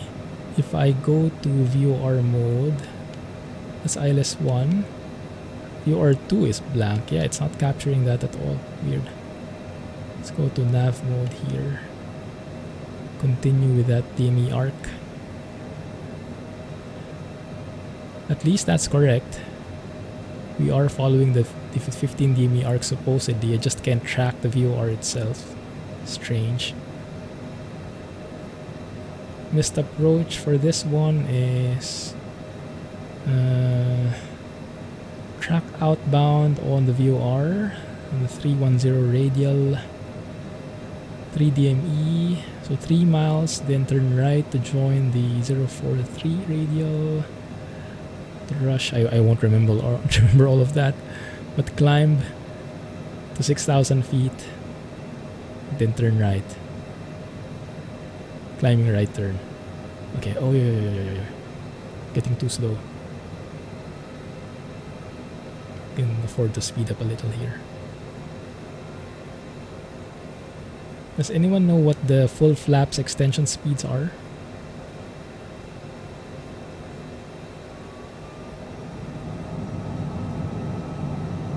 The autopilot is going bananas again. Look at that.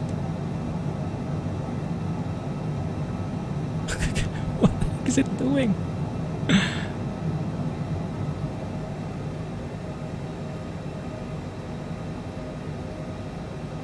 Turn rolling cache off as well. On certain DLC scenery, yeah, it's a bit of a shame, isn't it? Sorry guys, I'm getting behind chat again. Too busy with fiddling with the controls.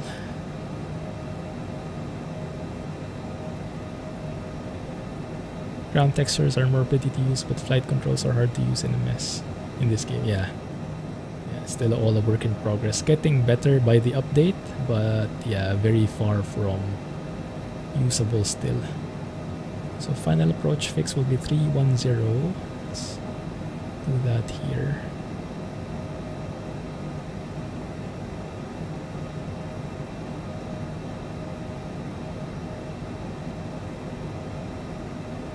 Only for the CJ4, the autopilot? Yes, I think so. The CJ4 only. But the fly-by-wire looks like they're doing the same thing for the A320, which is good.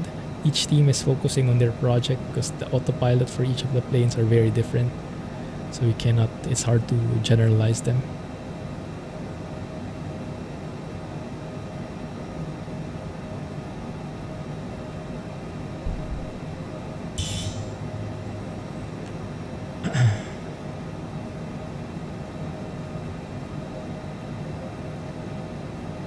VR MSFS. Yeah, I'm not very keen on VR yet. I'll be skipping out on it in the meantime. I'll let you guys test it out for me. Yeah, inside the sim, once you have it, you can buy planes. And there are also third-party sites as well. Actually, now I learned, yeah, with that recent incident, I don't think I'll be buying from the in-sim marketplace because they update so slow. Like that update to the plane, that could have been pushed by the developers themselves if they were having their own marketplace, like their own website for pushing the update. That means the updates might be more manual, but at least they'll be pushed out in a timelier manner. So I think for my next purchase, I will look for other options outside the marketplace, which is how it is in like other sims anyway. So this marketplace inside the sim is nice, but not really something I would prefer.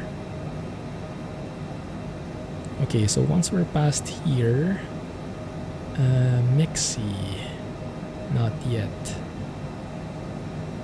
We can, once we start our turn, we can start descending to 5,000 feet. And I should switch to the localizer soon. I see the airport already. There's the airport on our right, with the approach lights right there. There we go. Turn, turn, turn. Perfect. Let's see if you can follow that without me guiding you. Let's go VS here. 1,000 feet per minute. Slow down a bit more.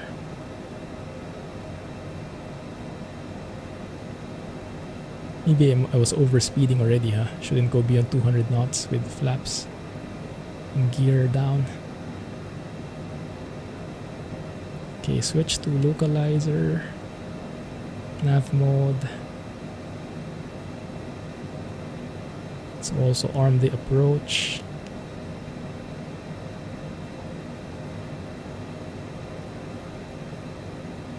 We are way off, but the plane is slowly struggling to get us back.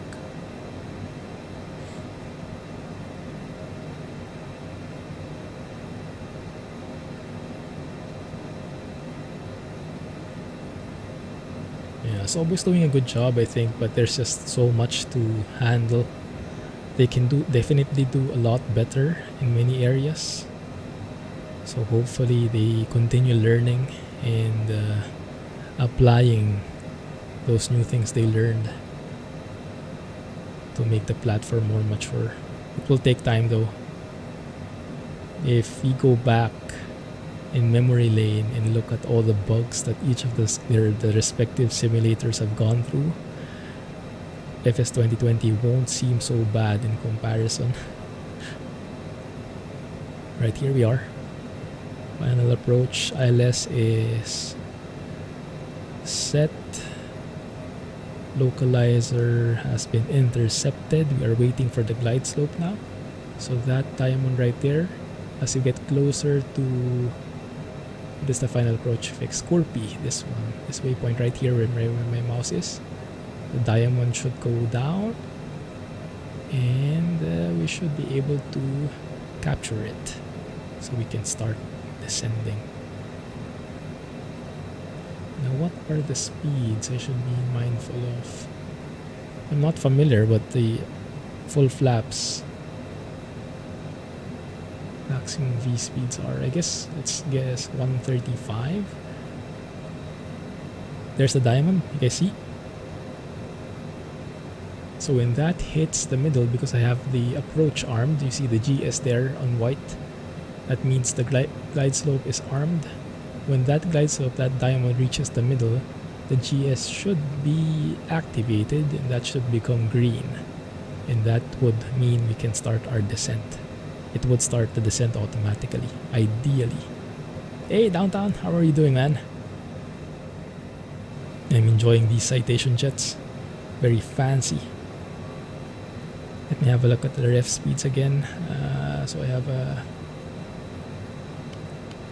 indication 112, 118. Okay, 118 is the approach speed. There's the diamond in the middle. Glide slope has been captured. Perfect. And now we're starting our descent. Awesome. Full flaps.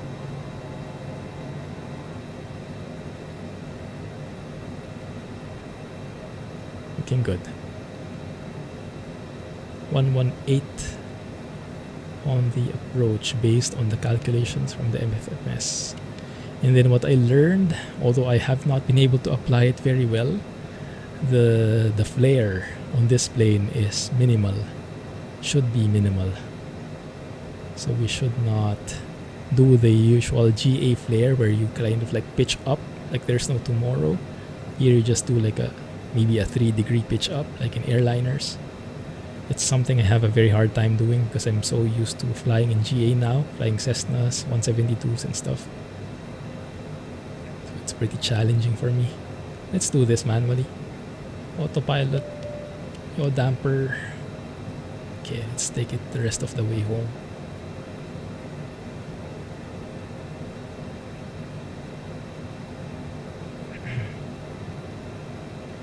In the middle of the localizer, glide slope as well. Speeds are looking good. Things look a bit wobbly though.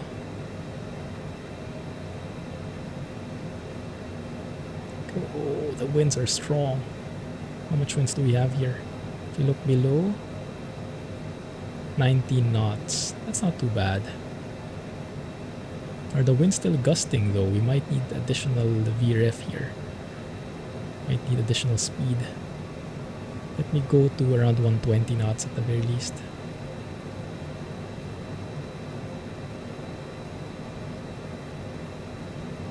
Though the marketplace is still small in comparison because it's only started recently.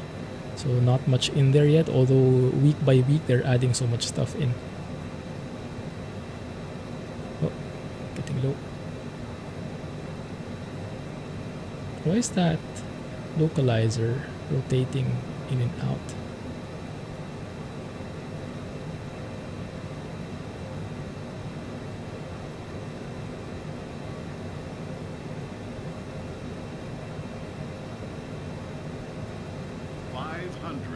There we go. Like Mr. 500. Wish me luck, guys. I forgot to mention there's like a new feature supposedly.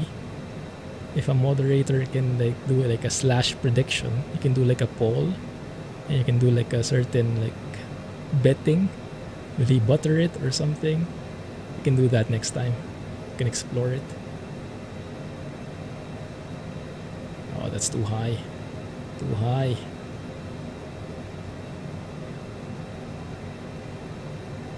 Now let's arrest the descent. Not the best approach, but we'll make it work somehow, I hope. Idle.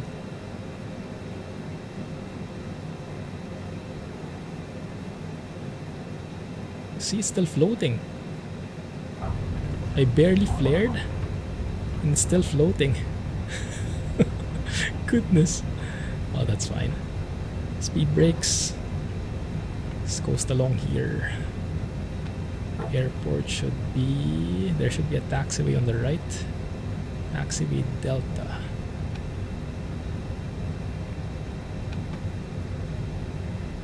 Hopefully. Oh, there it is. Okay, I see it. 500. Love that voice. Thanks, Alex. Alright, let's get off here. Flaps up, landing lights off, switch to taxi lights, turn off the heaters so that they don't overheat. Why did that become a rip?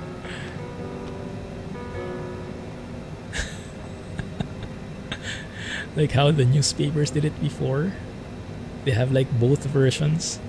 There was a big match, 2 cover pages, 1 winner each, and they just publish whoever wins. I guess they still do that these days, huh? They like pre-record stuff or something. Okay, where should we go? Let's find a nearby parking area. These guys behind us are not very happy. We did some 45-degree banks and sudden changes. Lots of misses on my end, lots of misses on the autopilot's end. But we made it in one piece eventually. And maybe we can just park here. How many planes come in the game? Can anyone answer? There are plenty. They're not very detailed. But they are good enough for casual flying. There you go. It's good. Parking brake is set. Taxi lights, everything can go off.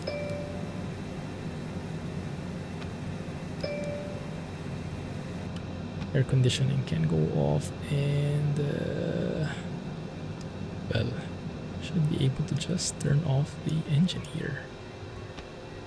Turn off avionics. Nice. It works. Somewhat. What airport is this? Some random Air Force base. Ellsworth. Kilo Romeo Charlie Alpha is the ICAO code. Awesome. Let's see how on air scored us. Oh my goodness, look at that.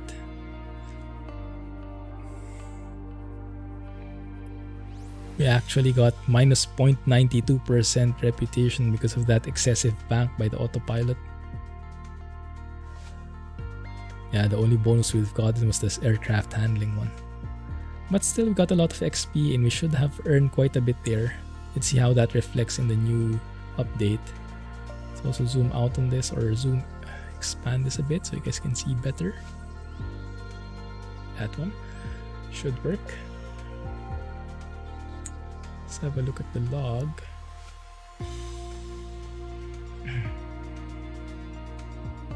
Oh, 53k now. Nice. One sec, guys. There's someone at the door.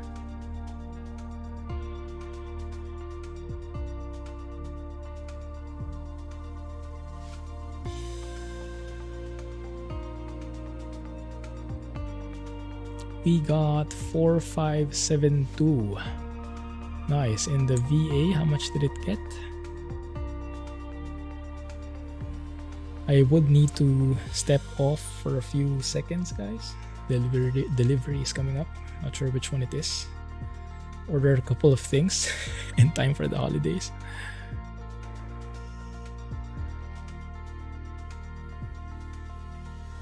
But yeah, what I can do is restart the sim though.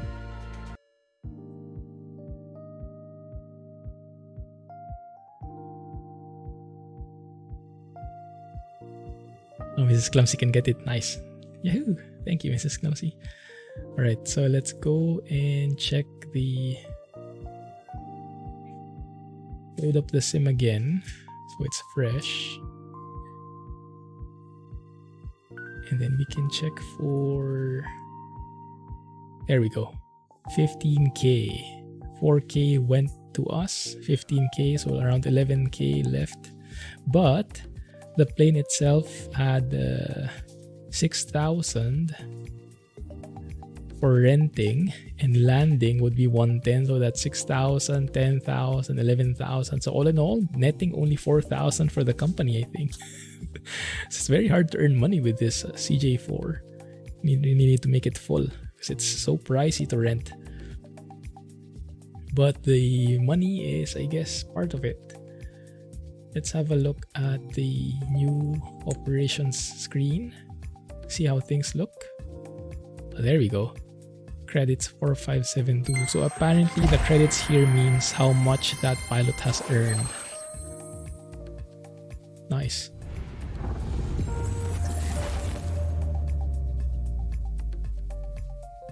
I can get behind that. Hey, Deso. How are you, man? Just ordered your third monitor. Awesome. Triple monitor setup. What are you planning to play with it? Flight sim, truck sim, both? Congrats, man. That's amazing. Okay, so what I can do as well, if I load this up,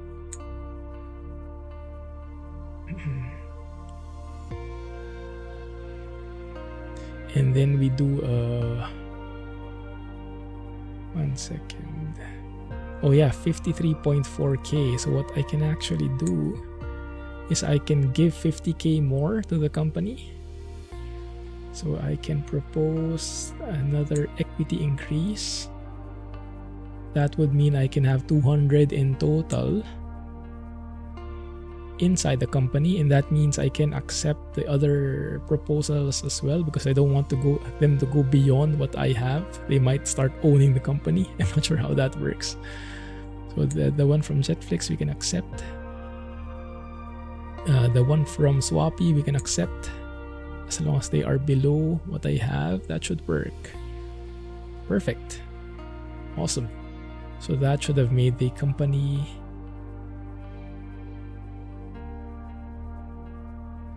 Did that work? That should have made the company richer. Trying to buy me out. Yeah, exactly. Good thing I can control it for now. Hey Rohan, how's the new monitor, man? There we go. 3.6M.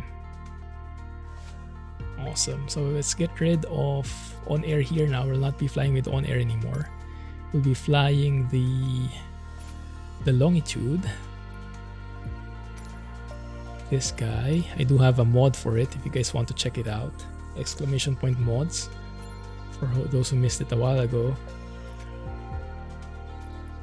And we can maybe do a test flight. Maybe from Asheville to Atlanta.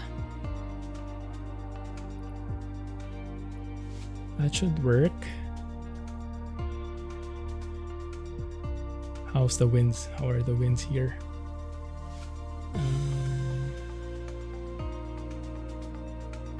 If I open up a recent flight plan, winds at Asheville are 327 at 8 knots. So that's actually pretty close with the sim here. They are getting better and better at it. Okay, let's spawn there at ramp 64, my favorite one. That one. Okay.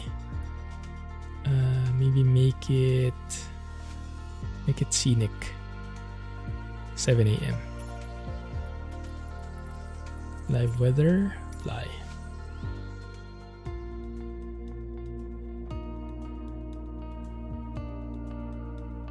Should I tell him? What? Did I miss something?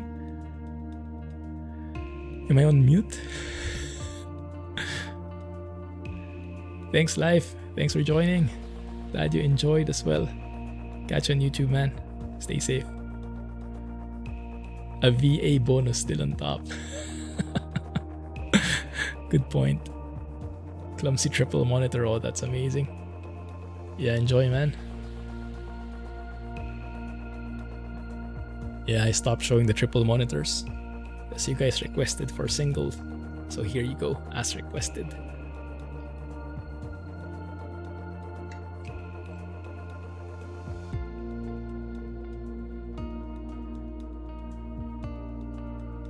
Was just thinking, don't ask. What was that? Oi! Sneaky mods. What do we have? Wait a minute, let me change the name of the stream. Let me remove VATSIM in there. Actually, you know what? Remove everything. Citation Longitude mod.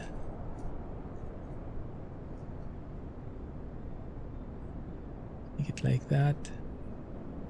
Okay, that should work. Did that update for your side as well, guys? Yeah, it should have, I think. Maybe there's a bit of a delay there. Yeah, single monitor is great for FPS and better for the view. It's updated, cool. December 10 is the one for New Zealand, right? That should be what, next week? Wow, that's super quick. Okay, I'll find some hard drive space in the meantime. I don't think the SSD will be here yet by that point. Look at how fancy this plane looks. Just looks so futuristic, doesn't it? As modern as it gets. The CJ4 looked a bit old school, like from the 90s or 80s. But this one, totally modern. Beautiful, my goodness. Okay, how do you start this up? Good question. This is the Longitude, available if you have the Premium Deluxe, I think. And then someone was able to mod it to make it work properly, relatively. So it's not funky. And it works with the G3000 mod from Working Title. So that's awesome. Okay, the lights for this plane are, I think, overhead. Yes. Beacons are anti-collision. That's the one. Floodlights, not really, but okay. Pause system test. Okay. The guy is still there. I think he sounds a bit different though.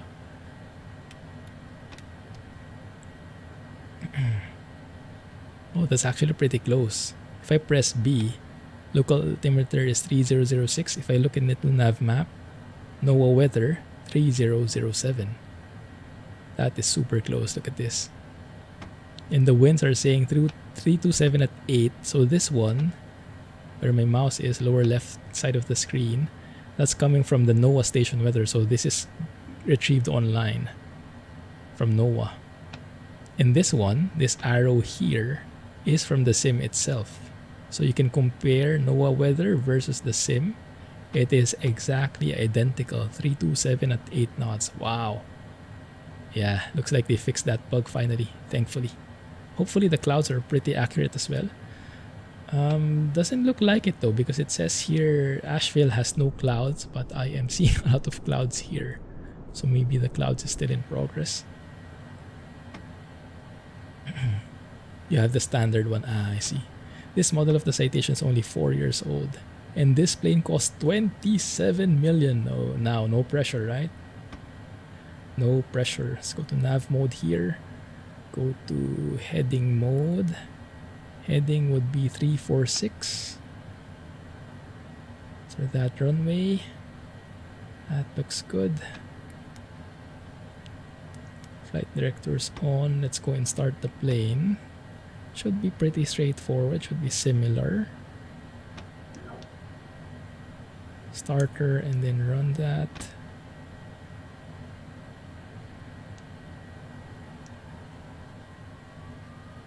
We go there. Run. I am hearing the engine spooling up.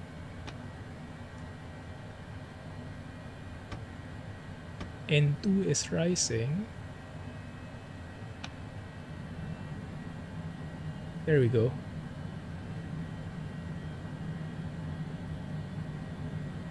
Yeah, looks good. Now, one thing that I oftentimes forget. Oh, this is so confusing, sorry. The left and right generators, if you don't turn them on, at some point in the middle of your flight, the screens go off. Because I guess the battery runs out or something. So, might be a bit dangerous. Goodness, it is cold now. -2 degrees outside. Probably flying Bill Gates' plane without asking. Shh, quiet. he might know. Right generator on.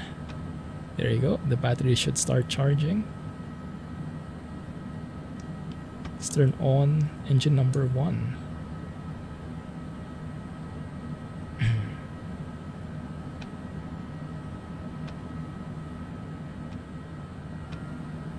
It feels like a pimped up TBM because the glass panels look exactly the same, but you have more of these touchscreen controls.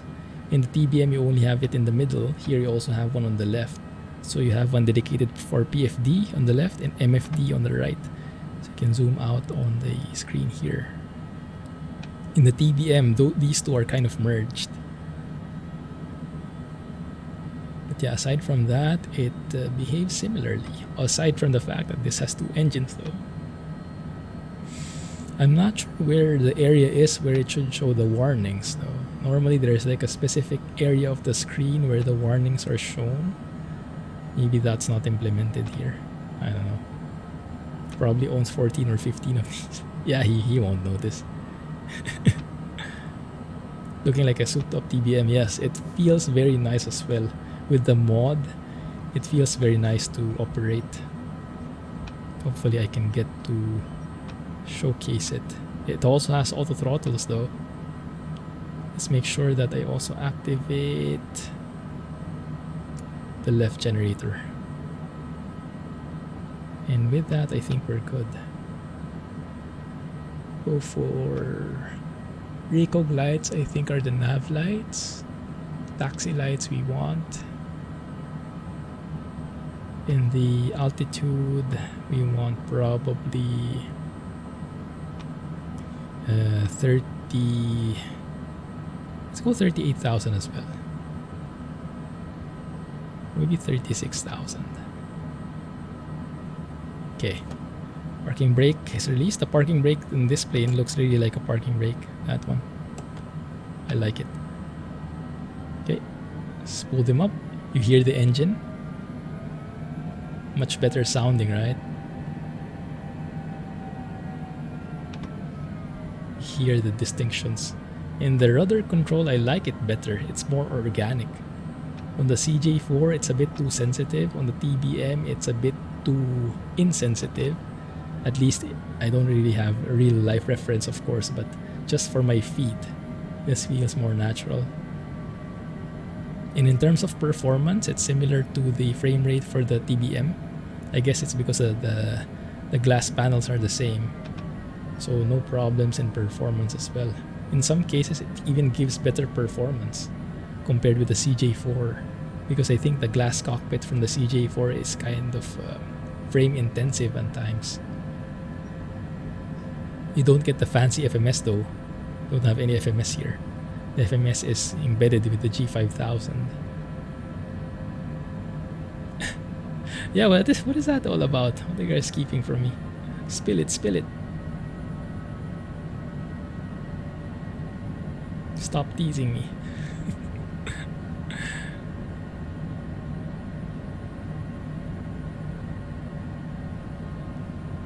Ground speed 25 knots. Yeah, that should be okay.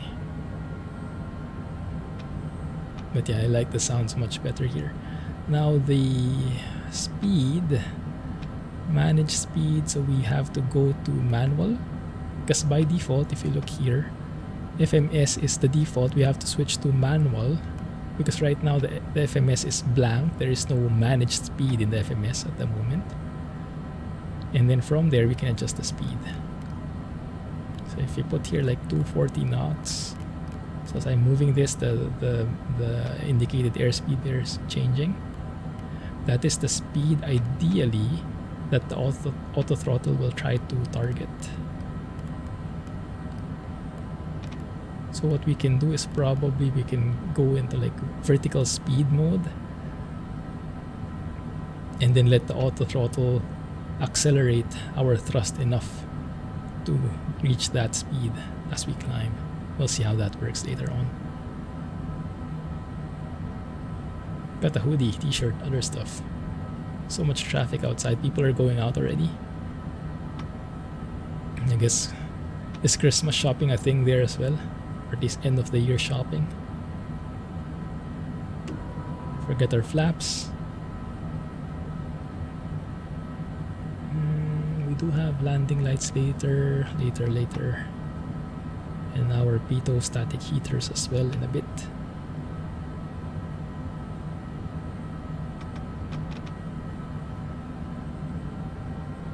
So far, so good. Actually, I think I can already set it. If I set a VS of... A few moments later. Perfect, Rohan, perfect. Love it. If I set a VS of like 3,000 or 3,000 feet per minute. Let's see how that will work later.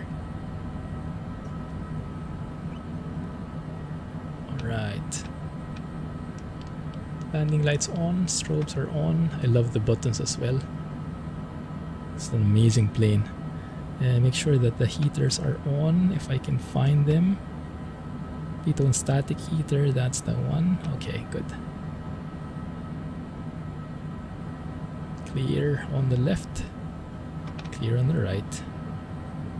Did I forget anything else? Who knows? We'll see. End of Diwali stuff shopping. Ah, I see. Performance here. FPS has been silky smooth so far. Love it. Off we go.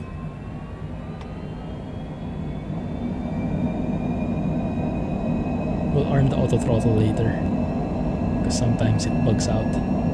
Now the rotation speed, I don't really know the exact one, but 135 knots seems like a good starting point. V1, rotate. Lovely.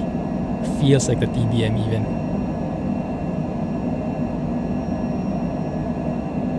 Got my ITT there on the red. That seems dangerous. Positive rate, gear up. Flaps up as well. Now there is no yaw damper on this plane. I guess it's automatic.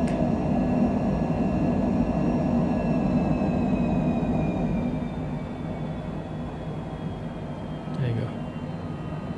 So now if we turn on the auto throttle, which is this button here, it should move on its own. So we can get that icing all of a sudden out of nowhere. Turn on the autopilot. I can find it there. Turn on the anti-ice. That should take care of it.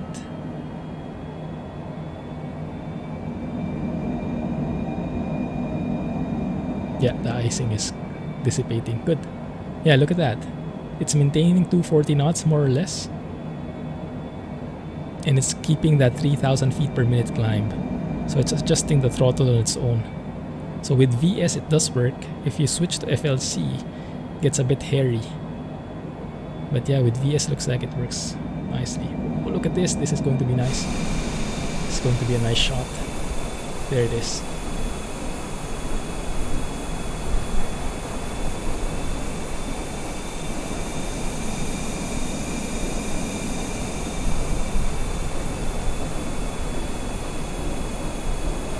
Thumbnail shot right there. Good. Flaps are up, gears are up, everything is good, so now we can start turning. Let's see if it will follow properly. Yeah, the autopilot is a bit tame here with the latest patch, and we also have the flight path vector, that ball, because we have the G3000. 10,000 feet. Landing lights can go off. Yeah, it handles very well. It's like a souped up TBM exactly.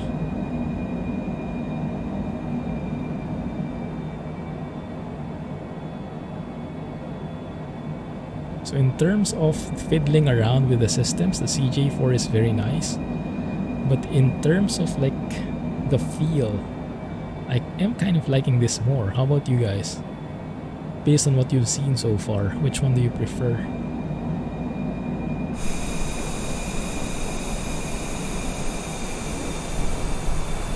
Look at the icing here.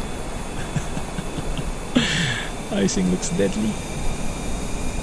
The sounds are much better, that's true. Man, look at that.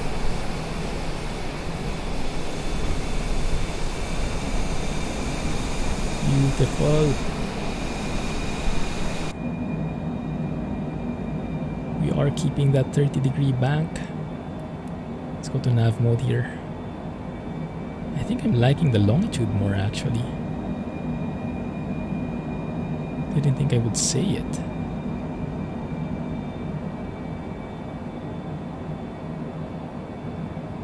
First class demands. Ice on the wing is not really good. Can't even see the wing from here.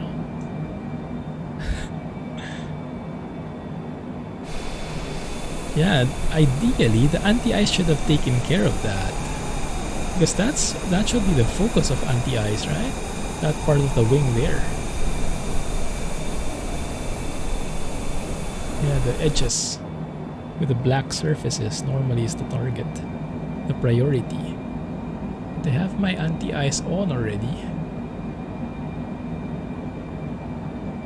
Yeah, those are all on already. I should be able to turn them off now. Maybe when we get cold enough that the icing just falls off at negative 40 degrees, as they say. Let's see. Have a good night, KM. Thanks for hanging out with us. Catch you again soon. We're actually flying over Asheville now. Should be right below us. There it is. Super cool. I absolutely love this view. I shared a photo like this on Discord. Absolutely majestic. This might be the thumbnail.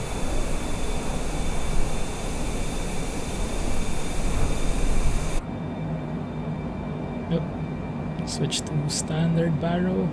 If I can find the baro knob. There it is.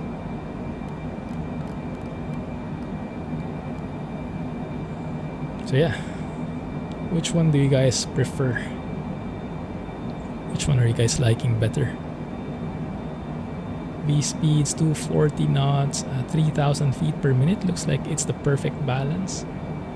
Normally when climbing, you wouldn't want to set VS because that would mean at some point you'll have to adjust the throttle, the thrust. So you'll need to push forward on it more to keep the speed, things like that. But with auto throttle function, it takes care of that for us. So we just set the VS and let it climb. Super nice. Fancy stuff. Thanks, Bill Gates. Loving your plane. Longitude. Buy. How much is a Longitude in on air? Oh, that's tempting. Oh yeah, that's something I forgot. You were planning on looking at the stats and I forgot to show it to you guys. Let's have a look at it now. Yeah, Longitude. I would like a fleet of Longitude. We would need Fang to make some liveries though, but that can be to follow. And yeah, we also have the Boeing banana there, the range to alt indicator, because this is the G3000 mod basically. Reskinned for the G5000. So let's have a look. Ooh, downtown. You going to buy me out? If that's going to 200, I won't be accepting it. Okay, that's good. 150. Perfect. Thank you. Thanks, man. What were we looking at? The world, and we wanted to look for aircraft. Search aircraft. And then we wanted to look for a jet. That is a Longitude.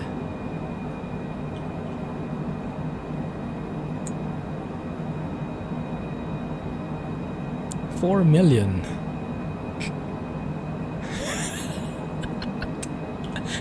Our funds doesn't even reach that. Looks like we have some grinding to do, guys. Get to work. Thanks, downtown. Let's see, sell price. There is one that goes as low as 1.7, but those are all beat down. Yeah. 34,000 hours. Oh, that's high time already for the airframe. Yikes. Yeah, looks like we have some saving up to do, guys, if you really want this one. Oh, I forgot to look at the stats of what it can carry. Let's load it up again.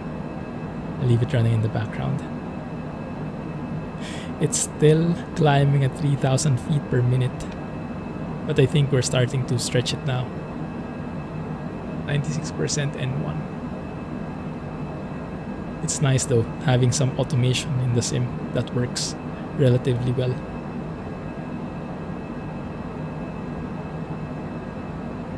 Yeah, it looks like it can't keep that up anymore. The major complaint I have is with the G3000, it doesn't have a Mach number. You guys know if there's an option there? Like, no matter how high you get, it only shows the indicated airspeed, which can be a bit difficult when it comes to working with ATC, like in VATSIM, because they would tell you like maintain Mach 0.7 or greater, and you can't know that. You'll have to punch that into a normal calculator. So we're losing airspeed here now. You have to shallow out the climb, maybe at 2,000 feet per minute. Let's see if that's enough. Okay, so let's look for that guy again. Jet. And then just filter this with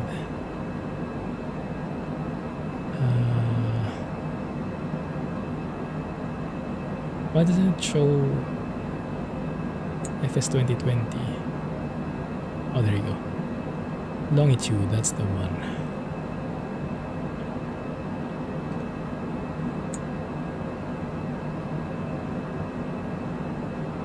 So I look for details. Do have a mechanic to fix up the plane. Oh yeah, that's true. But are they like only for turboprops or also for jets? Because we can save a lot if we could do that, I guess. So it can carry up to 8,550 pounds. Wow. But empty weight is 30,000. Max gross weight is 39,500. Does it include the fuel? Hopefully not, because that's going to be very bad. Yeah, I'm not sure how you read this, guys. Should have all 13. Wow, nice. It's promising.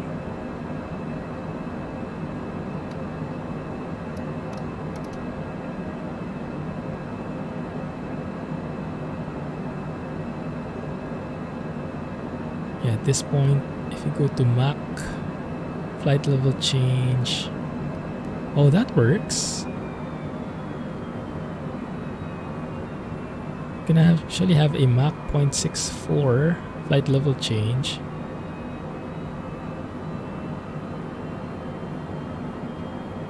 I don't know how to read that. I'll think about it later. But now we're at flight level 360. Nice. A 2 times King Air, so it can hold more. I was expecting it was very similar to a CJ4, but looks like not. Man, this is pretty cool. And yeah, it works fairly well. Probably not study level, but it's super cool looking and it works properly to a point. So it might be worth it already.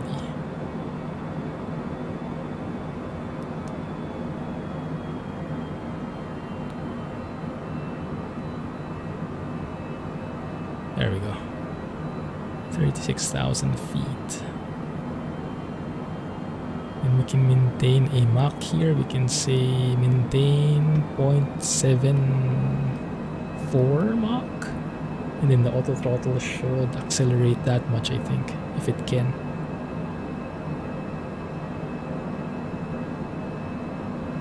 We'll see. How far away are we? Distance to go 116 miles. When should we be starting our descent? Actually, that's a good point. I haven't really planned it yet. So if you look at Atlanta, Atlanta's VFR 295 at 8 knots, so runway 27 should be perfect. Let's have a look. Procedure Aussie 1 arrival for runway 27 right. Yes, actually that's the one I loaded, I think. So now we have the approach 27 right. We can go 26 right. No, 27 right. Okay, fine. MCAP. Load. How does that look?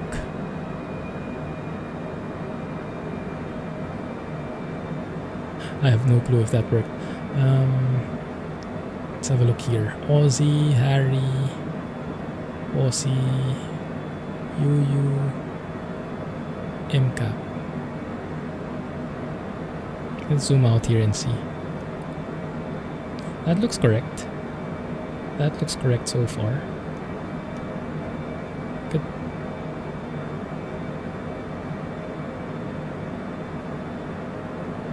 Nav, yes, let's keep that in. Alright, Downtown, have a good one, man. Thanks for the additional 50k.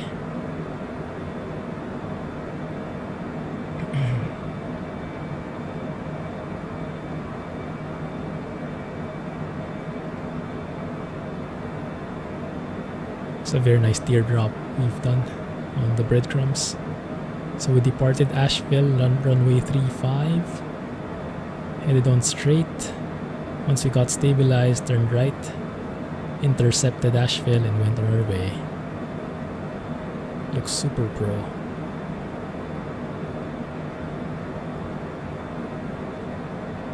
Nice. So where should we start our top of descent? Let's do it the old-fashioned way then. We're at flight level 360. 1 second. And if we want 27 right, the Aussie 1 arrival from Diges.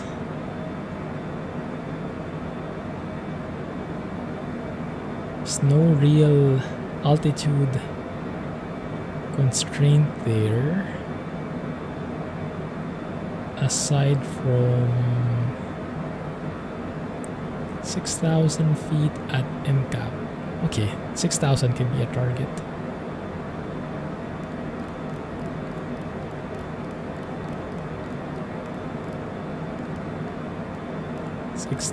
feet.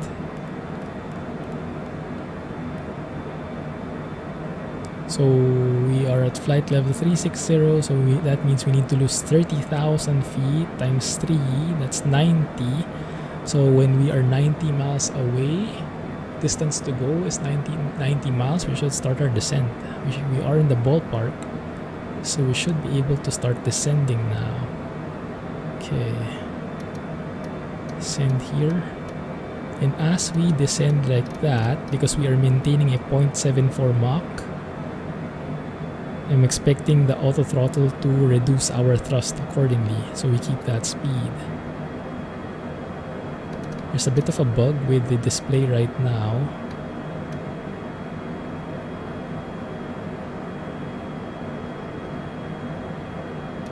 But yeah, 2,000 feet per minute should work, I think.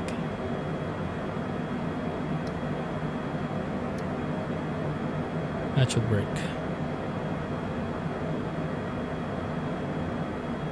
Now, in terms of the Boeing Banana, it doesn't seem like that's a feasible thing. Looks like that's too shallow. Because MCAP is somewhere at that point, at that turn. So that range should be there, more or less.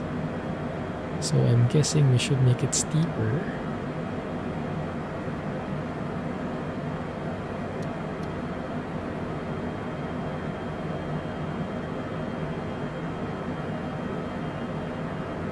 But the Mach doesn't seem to be working anymore.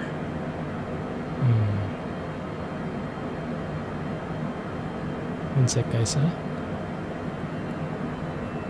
Oh, there we go. Just had to refresh it a bit.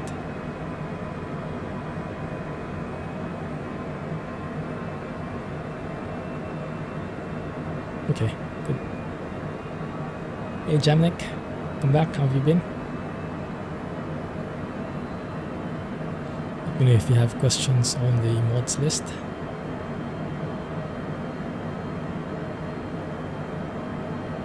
Looking good so far. Very short flight to Atlanta. Atlanta is one of the handcrafted airports as of this latest update. Oop.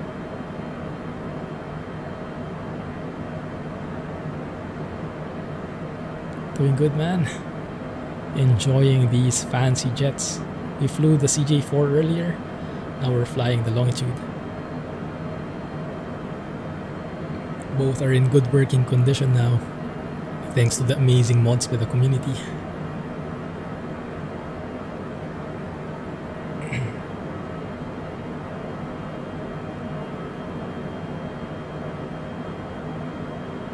Do we have time? Yeah, we have 30 minutes. We should be able to make it to Atlanta. Now, I'm not sure if it's working as I intended. No, I think it's okay. At some point, we should switch to indicated airspeed, but I'm not sure where that point is. So I'm just going to go there now. I'm going to make it to 230 knots. You can hear the throttles. Landing here. Landing here. Yeah, that's one of the problems.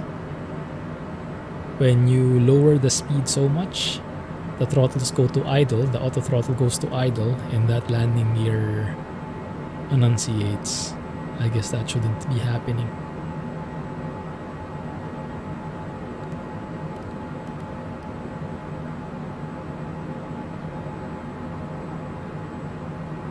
That should work. 260 should be enough. Let the auto throttle take care of that. I love the auto throttle. So fancy. I think this is the first proper plane that I have had it in, except with the airliners.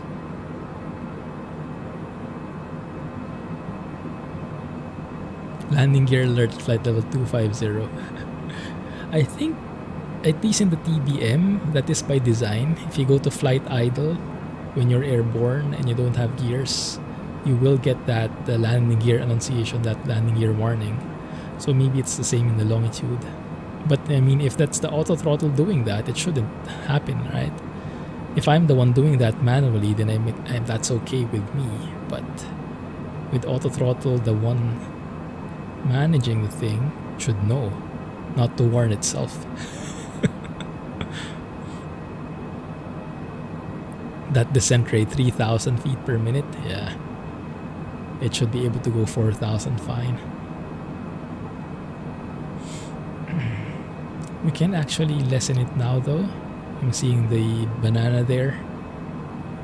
Getting up to speed. MCAP is actually up there past UU once we turn right. That's where we need to be at 6,000. So actually I can... One sec. Lessen that out. Something like that. Yeah, that works. 2,500 feet. Should be more manageable.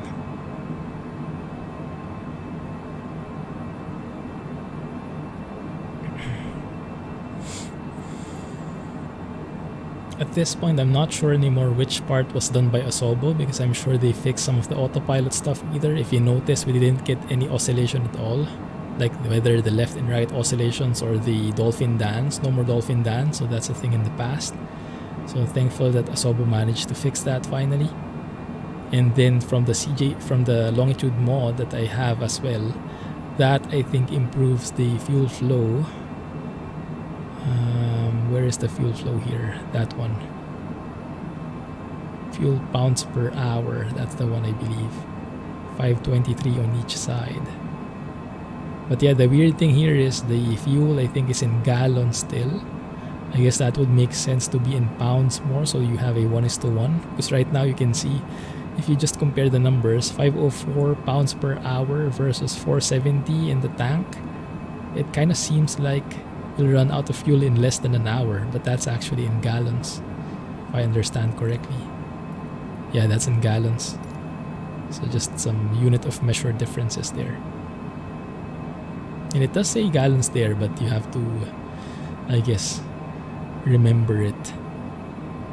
Oh, should actually go switch to local altimeter 3020.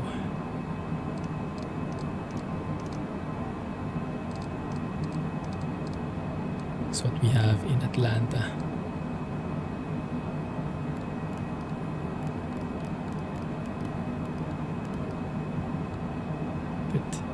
One thing I noticed, and this might be an area where performance can be improved, if you look at the glass panels, you can see that the refresh rate is slower, right? And that's because I have the medium setting in the glass cockpit refresh rate, which is good. But if you look at the standby panel is super smooth. And I'm not sure if that's causing any performance impact. If we could slow that down the same rate as we do the glass cockpit, maybe that will improve performance even more. I'm not sure. But that might be more on the realm of our amazing modders. Slow down here to 230 knots.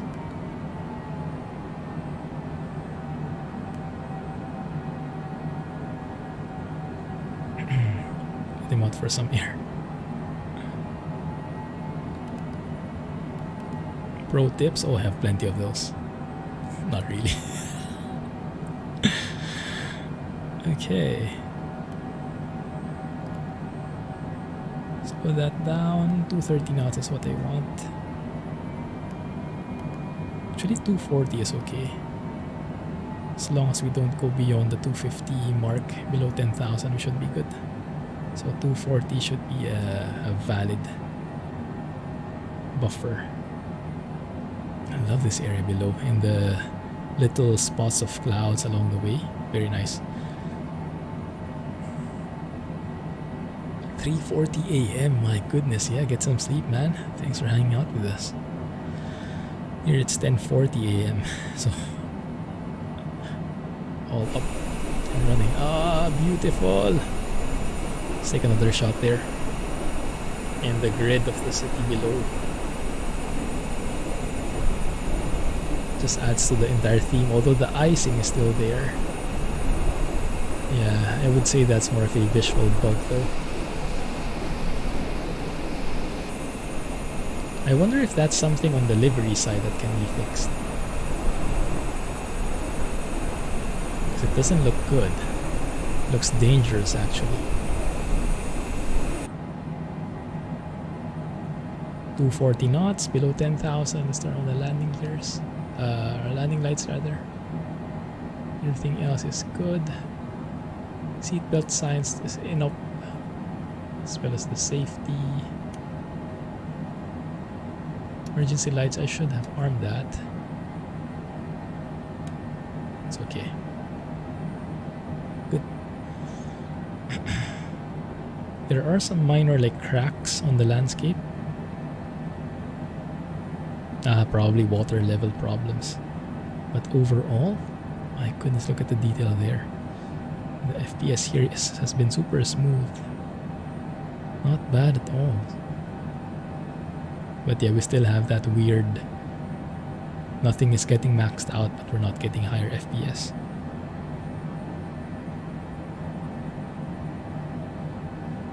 There are actually more altitude constraints here, but I kind of ignored them. Maybe that's not a very wise thing.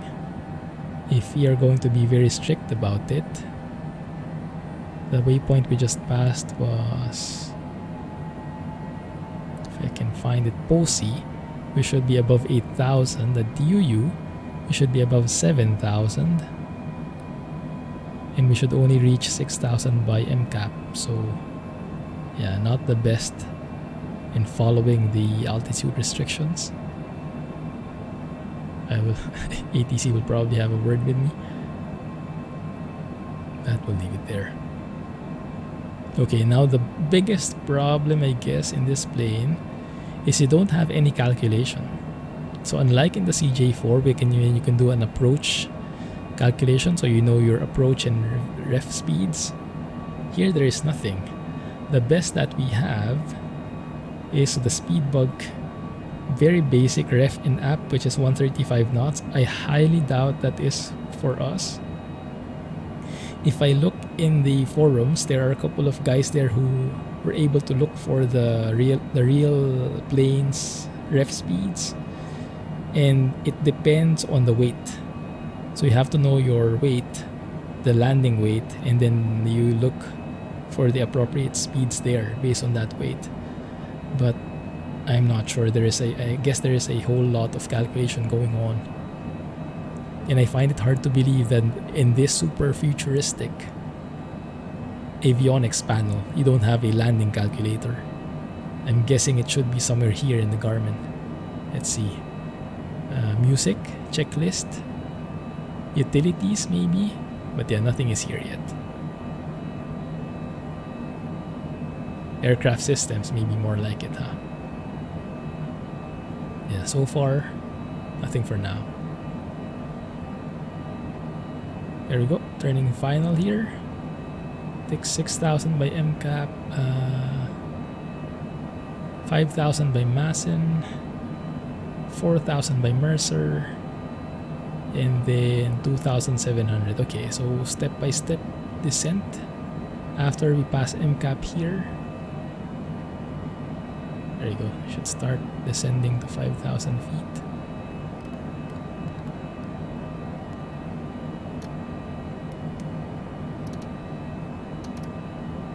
I love the sound of those knobs. The speed indicator I would want to lower a bit to 230 knots, I guess would work, because if you look here, actually we can extend the flaps at 250 knots. Nice. And the gear extension is 230 knots though, so 230 would be a nice speed to maintain. Good. Keep that there. Masson is the next waypoint. 271 I think is the thing here. Okay, 5,000. After we reach Masson, we descend to 4,000.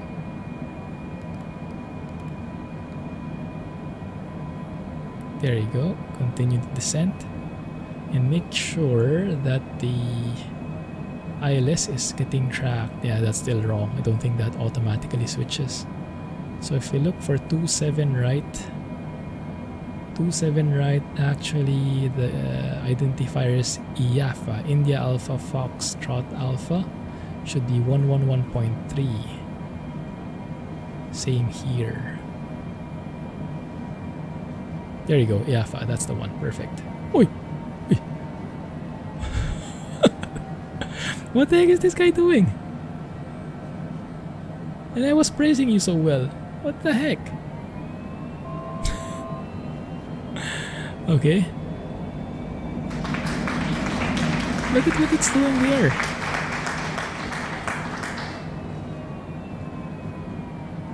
Degree bank. Landing gear. Auto landing gear. Landing gear.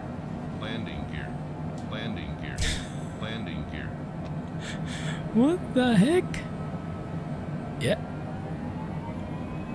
Looks like some problems with autopilot. Good job, plane. That's true. Yeah, that was scary.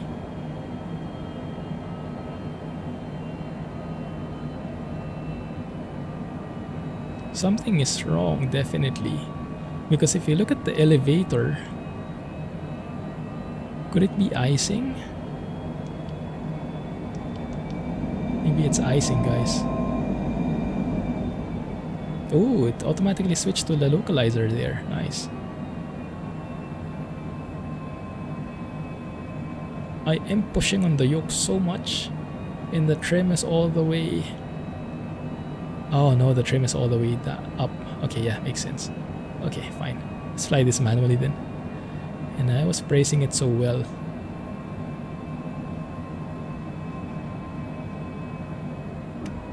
Laps 1.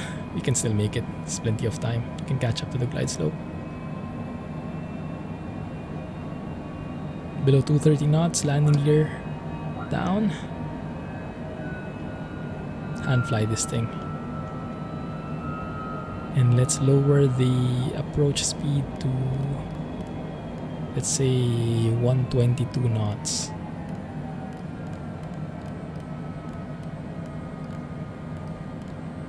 That should be my guess of the proper approach speed here.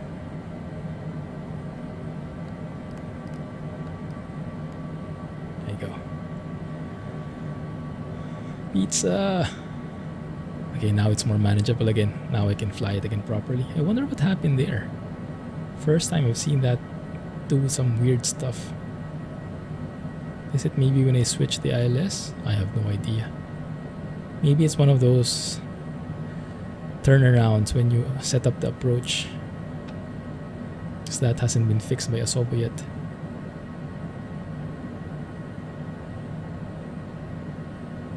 There we go, we've caught up with the glide slope.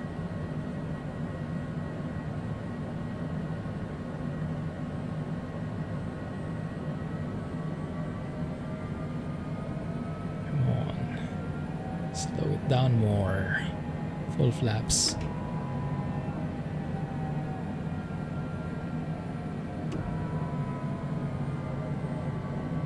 There we go. Whoa. The lag is real. Atlanta is loading up. Yeah, that's something that they have to fix still. They're still not optimized when loading and stuff like that. Let's turn on the flight director here. Guide me a bit, please. Where's the flight director gone?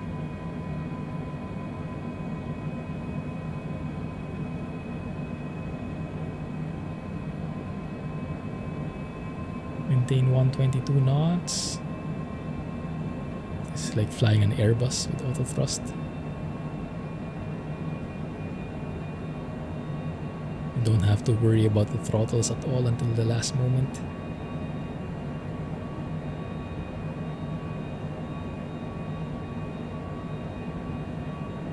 Probably Rohan stole it.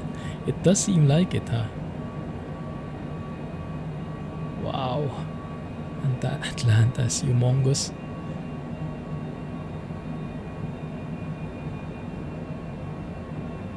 Okay.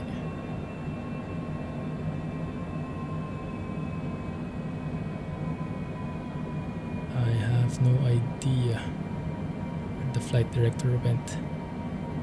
Ah, because I don't have the approach armed here. So let's arm that so that the flight director follows at least. There it is. Once we cross that diamond, glide slope should be captured. There we go. And now the flight director should work with us instead of against us. Let me turn off the auto throttle. Let's do this on our own. 122 knots is what we wanted. Winds are a bit from the right, but should not be a problem. The visibility on this plane is also much better when landing. With the CJ4, it's like you're too low. Can't see the runway at all. 500. 500. Good.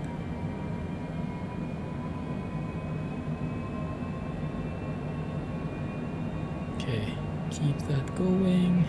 I'm guessing the flare should be similar with jets. Have minimal flare. Man, I'm loving the landscape below though, the highway system. Beautiful. Looks like I'm pretty high as well. Go to idle quicker. That should help. There you go.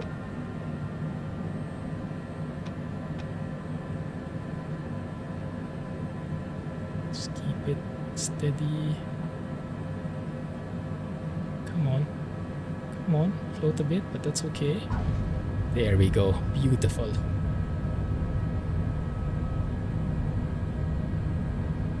Speed brakes. I'm not sure if this guy has auto brakes. I don't think so. I'm going to get the honeycomb yoke. Not at the moment. I was tempted with it a bit, but at the moment Flight Sim is bugged with honeycomb. I'm not even sure how they announced a partnership with Honeycomb, I believe, but right now they still have that bug with the switches where you have to like unmap the switches for it to work properly. Otherwise your heading indicators are all out of whack and stuff like that, moving 10 degrees instead of 1 degree.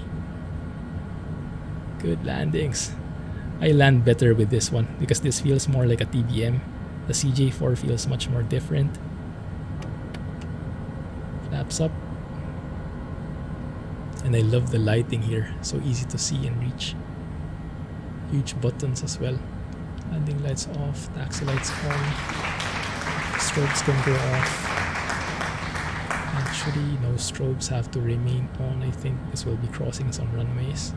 We'll be parking all the way on the right side of the airport, so we'll have to make our way through there somehow. Lots of planes on the ground here. Loving the traffic, the unmoving traffic. More time for you to save money for it. That's true. Yeah, because the local supplier here in Singapore, the one where I buy most of my sim gear from, they did announce that they had the Honeycomb in limited quantity. But then I am getting used to this yoke now, so I don't really have many complaints with it. And this has a built-in throttle. If I were to buy the Honeycomb, I would need to buy both the Alpha and Bravo in package. And then you get it, and then you get that bug with the Microsoft Flight Sim, so it doesn't seem worth it. Doesn't seem worth the hassle right now. You spend extra to get extra bugs. So for now, I will not be buying it, but who knows? Maybe when we get an update, a fix. Okay, we'll be crossing 2 runways here, so I'll be turning on my strobes. I'm guessing those are the pulse lights, because I don't see any strobes anywhere. Although the pulse lights, I believe, should be like a... Aren't they like more like landing lights that pulse out? I guess it depends on the plane. Send you one for review. I know, right? I am actually kind of thinking about that too. They would want some kind of collaboration, because I'm sure I can get them more traffic. Not like they need it, because I guess they mostly have problems with stock. But who knows, maybe it can work. I can think about it when the Honeycomb is fixed for Flight Sim. At the moment though, I think it's going to be a bit more of a frustration than an upgrade. Oh, look at that. What is that? Renaissance Hotel. So much detail in this airport. That's what you get for getting handcrafted stuff.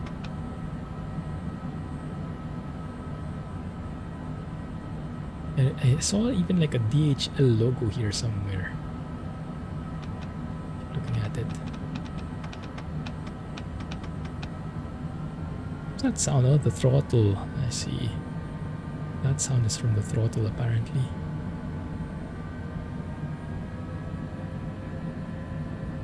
And you can give away your CH choke. I can give it to Mrs. Clumsy so we can fly together. Oh yeah, that's a good plan. She does have a GTX 970. I can even upgrade her to a GTX 1070. Wait a minute, where am I going on the runway? I can force her to fly with me. That's a good plan for the holidays. Oh, look at that, guys. Delta. Atlanta's hometown airline, Delta. Oh, love that.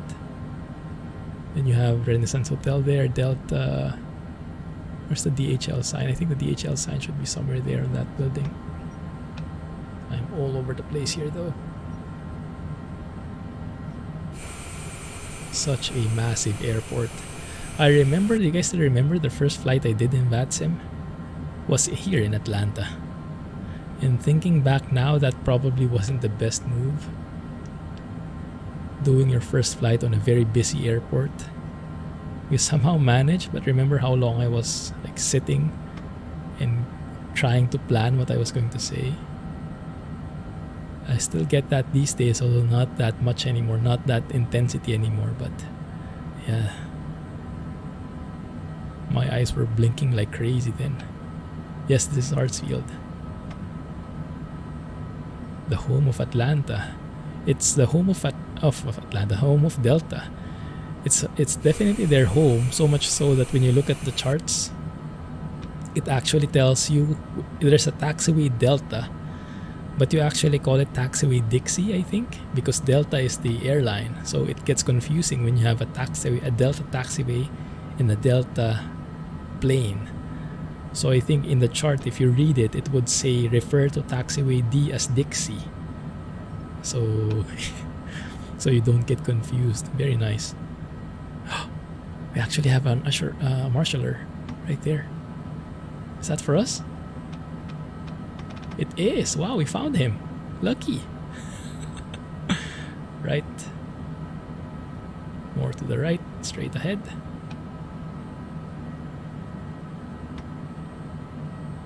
Come on. Off you go. All right. Awesome. Whenever you get a marshaller like that, you have a nice day ahead. Because that doesn't happen very often. I should have actually turned off my anti-ice as well. Those are all probably overheating by now. My bad. And then you just turn off the engine like so, I guess.